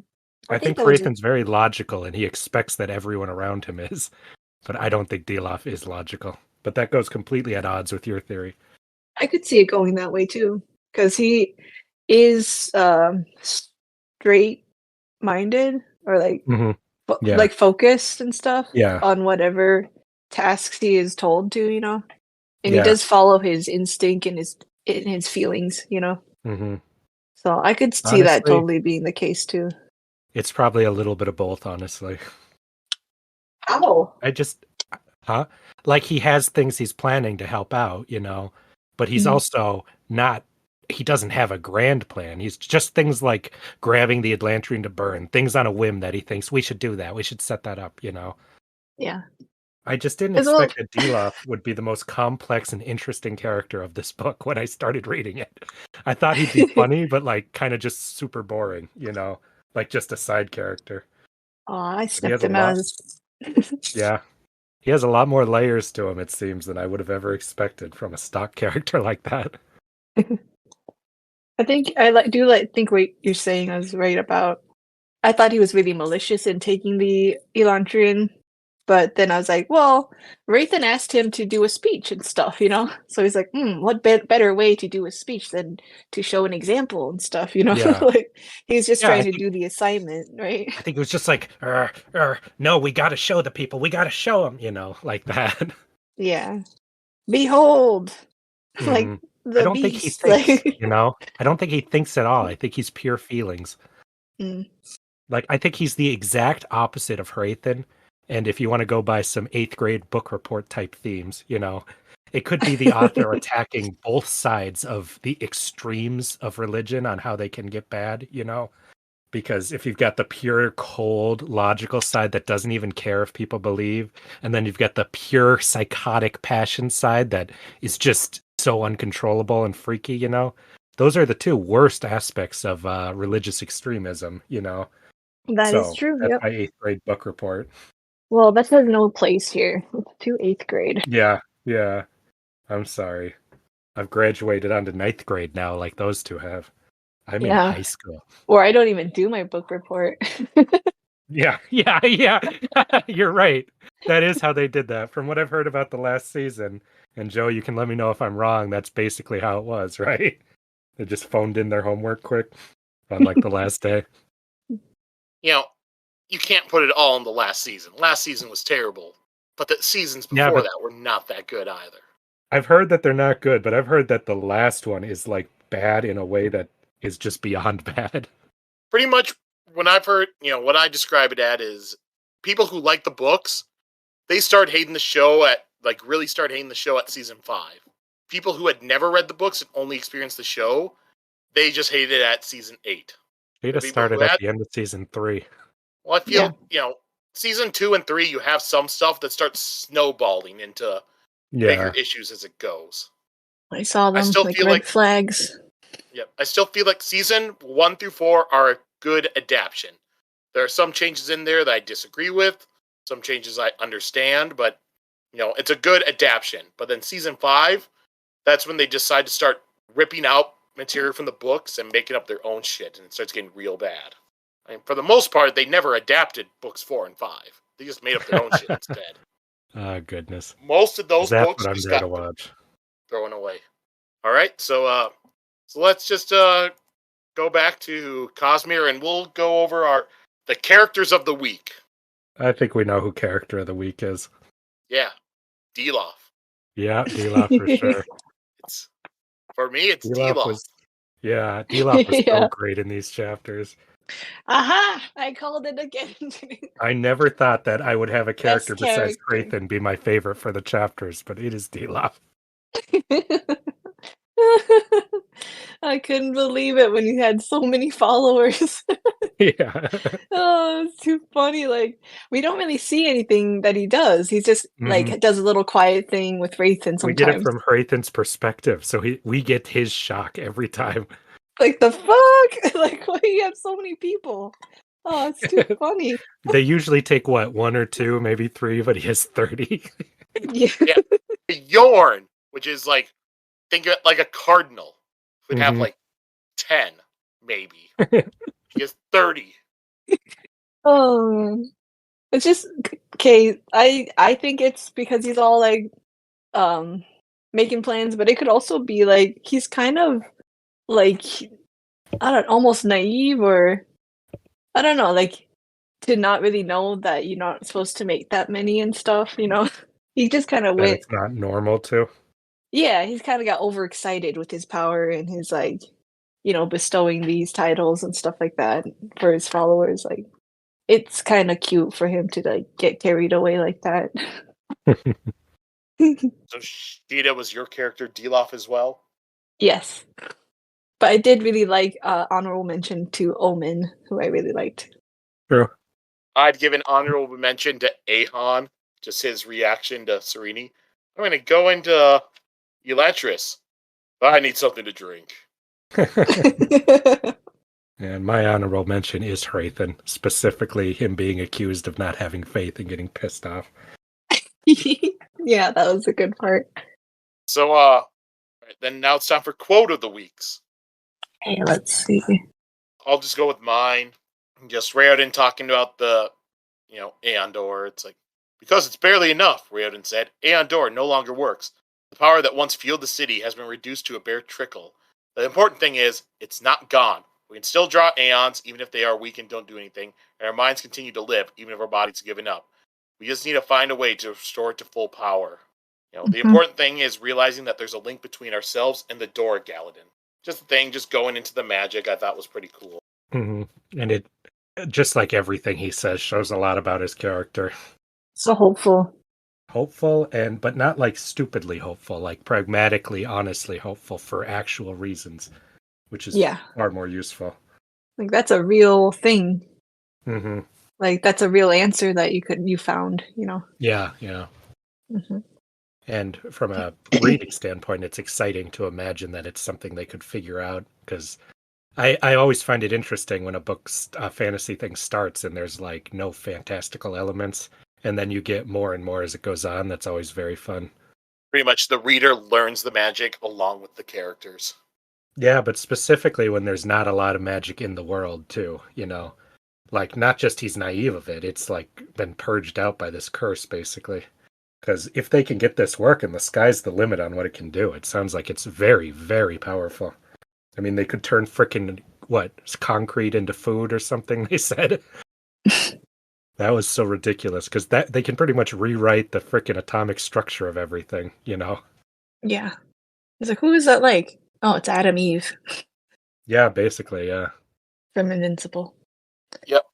Justin, you say your Nowadays, I quote don't think you because gotta say that. I think everybody knows Invincible nowadays. I'm just saying. Sometimes we make references, and I just wanted to say it. Well, I would Okay. love to hear the number of references that go over your average listener's head that are just shouted out because they're such stupid, obscure things. But you want me to do my quote, you say, Sheta?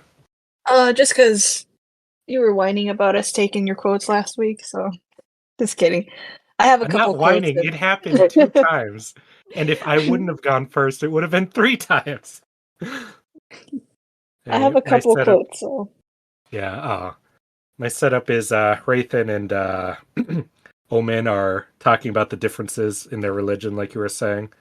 And Hrathen's saying how Omen's god is docile and unassuming. His is vibrant and dynamic, and it will sweep you away, And he's, saying, you act as if truth is something to be influenced by persistence, Hrathen.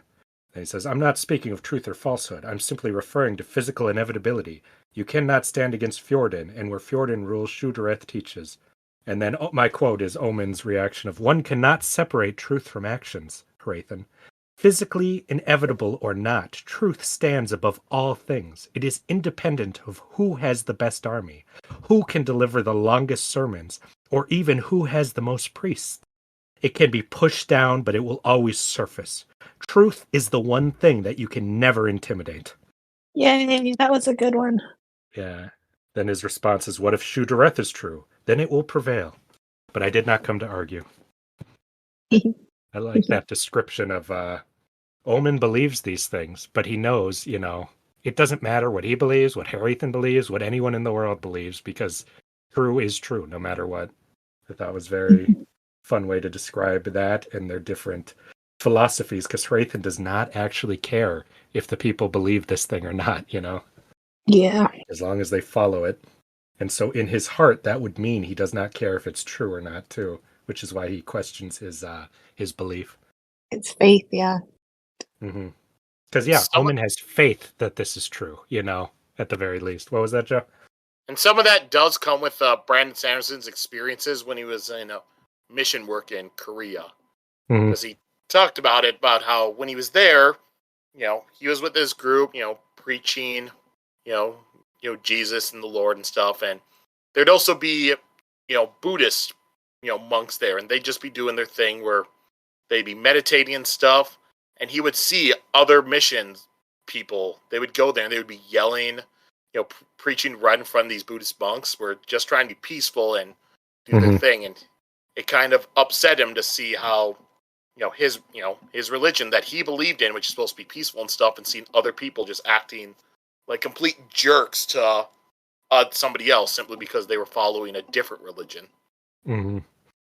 Because it really shouldn't matter. You want to influence people to believe it because you believe it's true and you believe you're saving their souls, But like yelling at people does not accomplish that in any way whatsoever. It's just because you feel scared or intimidated by what they're saying, You'd think if it's true that you'd be able to sway people to that by just saying it, So yeah, I can clearly tell he has a lot of feelings about the extreme ends of religion just by reading this book, and it's really interesting to read that from somebody who is, or at least was, I don't know, but is actually religious about something.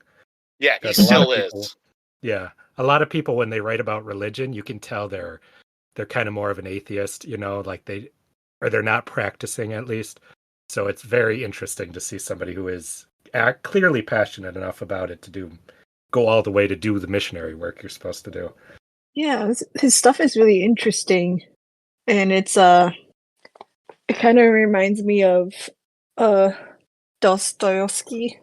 His stories like about religion like that, where he just kind of talks about religion and stuff in the same way. Even though he's very religious and stuff, he has characters that don't who question it with science and logics and things all the time. Jordan Peterson talks about it a lot. So yeah, you really cannot believe something if you don't understand what people say against it, Like if you're not willing to allow in other people's thoughts, then you don't even know if you actually believe something or not because you just leave it in a bubble. But that's if you what allow I wanted people to say. oh yeah, if you allow challenges to happen to it, and if you challenge it yourself, you'll know I do believe this because I've actually considered everything, And then your conviction is, especially with religion, your conviction is so much stronger if you don't hide from other people just believing some random other thing, Yeah, despite the logics and the reasonings and things coming to question the religion, the person isn't trying to fight it. He's just the truth will be the truth, Yeah. And that's how this is a bit. And if you truly have faith, it doesn't really matter what logical argument somebody makes to the contrary, because you say, I see the logic, but I have faith in something bigger than that, So there's a lot of ways to hold on to what you believe in peacefully, yelling at a bunch of frickin' Buddhist monks of all people is one of the most childish things I could ever imagine, because Buddhism is all about peace and quietness and calmness. Yeah. Trying to reach a Zen state. And Mormons of all place, people doing it, or not Mormon, doing it of all things just sounds totally wrong. Right, Sheta, your quote? My quote is, it also takes place in the Hrathen chapter. It it was Omen saying, like, why are you trying to do this to the Elantrians and stuff, you know? You don't really hate them. And then Hrathen says, a man can convince himself to hate if he wishes, especially if convincing himself is that for a higher good. And then they talk a bit more. See. Oh yeah, and then Omen's like, "Oh, the oppression of the few brings salvation to the many." And then he had a slight smile on his face, as if he found the concept ridiculous. And then they talk a bit more, and then he's just like, Hrathen goes, "We both know the less painful one will require you to do as I do. To profess hatred where I have none? I will never do that, Hrathen," he says. like, then it goes into your quote, Justin. But yeah, I really glad like. I didn't start one line earlier.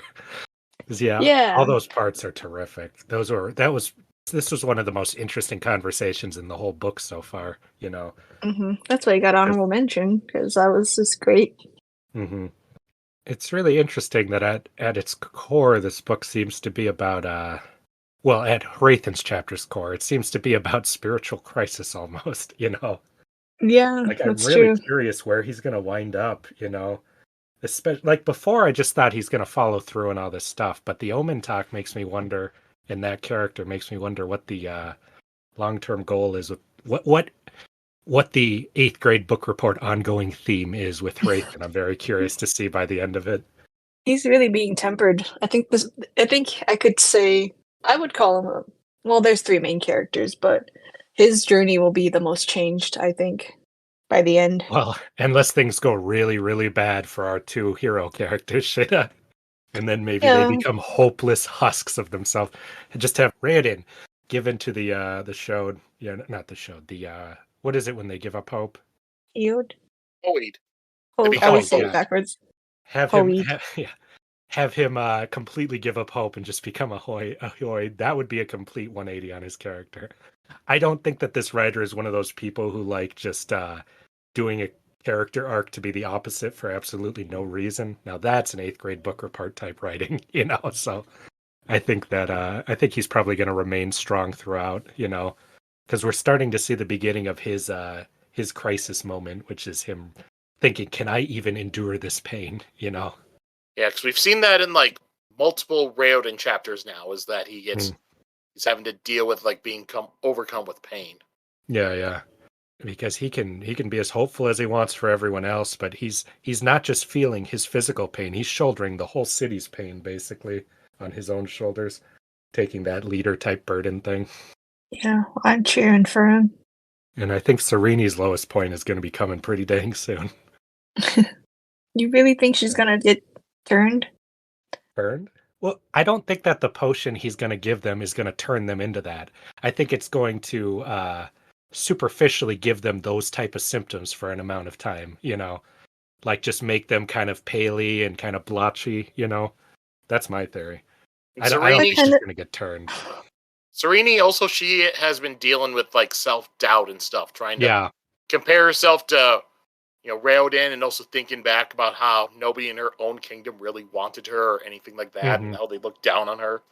So if she feels she's beaten politically for a time, that's the one thing she values a lot about herself is her political savvy. So if Hrathen outfoxes her, I think that's going to really make her doubt herself for a little bit. Until, of course, she picks herself back up as heroes are ought to do. Right. So we'll move on to next week's chapters. So next week we'll be reading chapters 22 through 27. That's not 4 chapters. Nope, it's 6. I got really used to 4. Nope, this time it's 6 chapters. Uh-oh, Justin. Oh, later in the book we start getting some real short chapters, so... Yeah, I figured. There have been some short chapters already, so I figure if you're handing us 6, 1 or 2 of them is going to be quite straight to the point and short. At one point, we're going to have 10 chapters. Oh, God. Like I said, some of them get real short. But Hrathen goes to the store. The end. Yeah. No, he falls off a building and breaks his skull. Next chapter. Yep, so 6 chapters, 22 through 27. And then I'll just do another reminder of everybody. So, you know, because right now we're halfway through the book. So just to look ahead to what we're doing after this, you have 2 books to pick up. Arcanum Unbounded, Arcanum Unbounded. That's a collection of short stories and everything. We'll be reading one when we finish this, so Arcanum Unbounded. The other one will be Mistborn, The Final Empire, or it might also just be called straight up Mistborn. That will be the novel that will start after the short story. All right, but yep, then after that, then we'll be done with this week's episode. So after we do plugs, we need to plug everything. Plugs are the best part of any podcast. I always just skip to the plugs. No, you don't. Yeah, I do. But we're Cosmere Chronicles. You can check out our Twitter, Cosmere Chron, CosmereChron. There's a YouTube that's just straight up the podcast episodes. But you can go in there if you want to leave comments and stuff on the episodes. Make sure to leave them as offensive as physically possible. I want to hear your vitriol. Oh, don't do that. Oh, never mind. Don't do that. And then we'll have yep. If you want to, typical podcast stuff, rate us, give us a review, algorithm shit.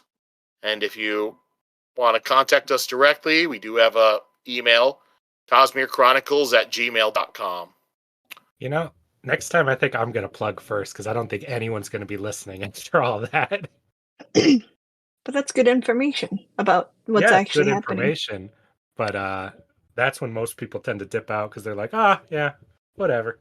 I'll just re-listen to it where I found it here the first time. If they're anything like me, at least. Wow, let's hope our fans aren't like you. Oh God, I hope they're not. No, I just hit the skip forward like 30 seconds button, just see if there's anything after the plugs. Yeah. Look at this kind of conversation. Like, wow, yeah. That's exciting great. stuff. They're talking about how plugs are so boring. All right, you two can plug. Profanity Beaver at Instagram, X, and probably something else I'm forgetting, where you can read various comics and see various pieces of art that have nothing to do with this podcast. But I guarantee you, listening right now, it will be your absolute favorite thing you've ever read of all time. That's a big guarantee. Why are you saying that? Or your money back. Don't call it X. That's what it's called, X. If anything, you can call it... You've played Kingdom Hearts. Just call it Key, the most ancient letter. All right. You can follow me on Key. People are going to be very confused if I start saying that. Yeah, since they're listening, so they're going to be like, what? See, in my head, it is still Twitter, but I always hated Twitter, and I hated the name Twitter, but I also hate the name X. So I'm kind of between a rock and a hard place here on what I want to call it. It's follow Twitter's me on nobody. Xter. Huh? It's Twitter's nobody. Twitter's nobody? Oh. See about random things that'll go over people's heads. Yes, you only post like Xter. You only post your like waifu lists on there, don't you? No, there's art on there and links to. Oh yes, and Tapas. Go to Tapas. That's the other place to go find me to read comics without all the art. It's been like a year since he posted on the waifu lists. And if you want to see some waifu lists, scroll to the beginning of my what was then a Twitter feed, and you can see all my judged waifus, and then judge me based upon that. And if you want to see more waifu lists, we could do that too. If that's what you're here for. Maybe we'll do it at the end. We'll do it like an Elantris waifu list. We'll do the Cosmere waifu list. Yeah, there we go. So far, not a lot of choices, but I think we all know Dilaf is got the Queen, Sarene. Well, yeah, it will just be a best of most attractive list. Well, then all the fucking the people in Elantris are cut out immediately. I'd put Raoden on there. What is wrong with you? He looks like a monster. Justin, I don't judge on appearances. Well, that explains a lot. Sheta, you're a plug. Same thing. My Instagram is Sheta_low, and just got the Cosmere Chron logo designed, and I'll post it on there with the sketches and thumbnails. And keep in mind, this episode's coming out in like over a month from now. Okay, well, that stuff will be on there too, and any art that will there for a month. Yeah, maybe you have to scroll down a bit.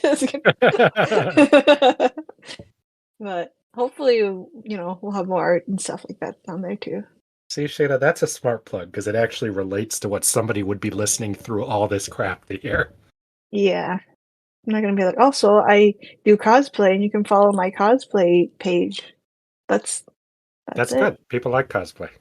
Ooh, maybe I'll do a Cosmere cosplay. There you go. As a frickin' Atlantrian. Yeah, we'll all be in. I'll just sit around like a Hoid. Yeah, a Hoid cosplay. To do that, you'd have to either put on a bald cap or shave your head. I know. I'll commit to it. Yeah, we're making her commit. She's gonna have. You that can see me shave man my look. head on my YouTube page. All right. Well, I think we wound up making the plugs last like 3 times as long as they should have. So we'll just end the episode now. So everyone, like I said, chapters 22 through 27 for next week. And yeah, so everyone have fun. Okay. Bye. Justin, you go first. First, you just said bye. Adios. Bye-bye.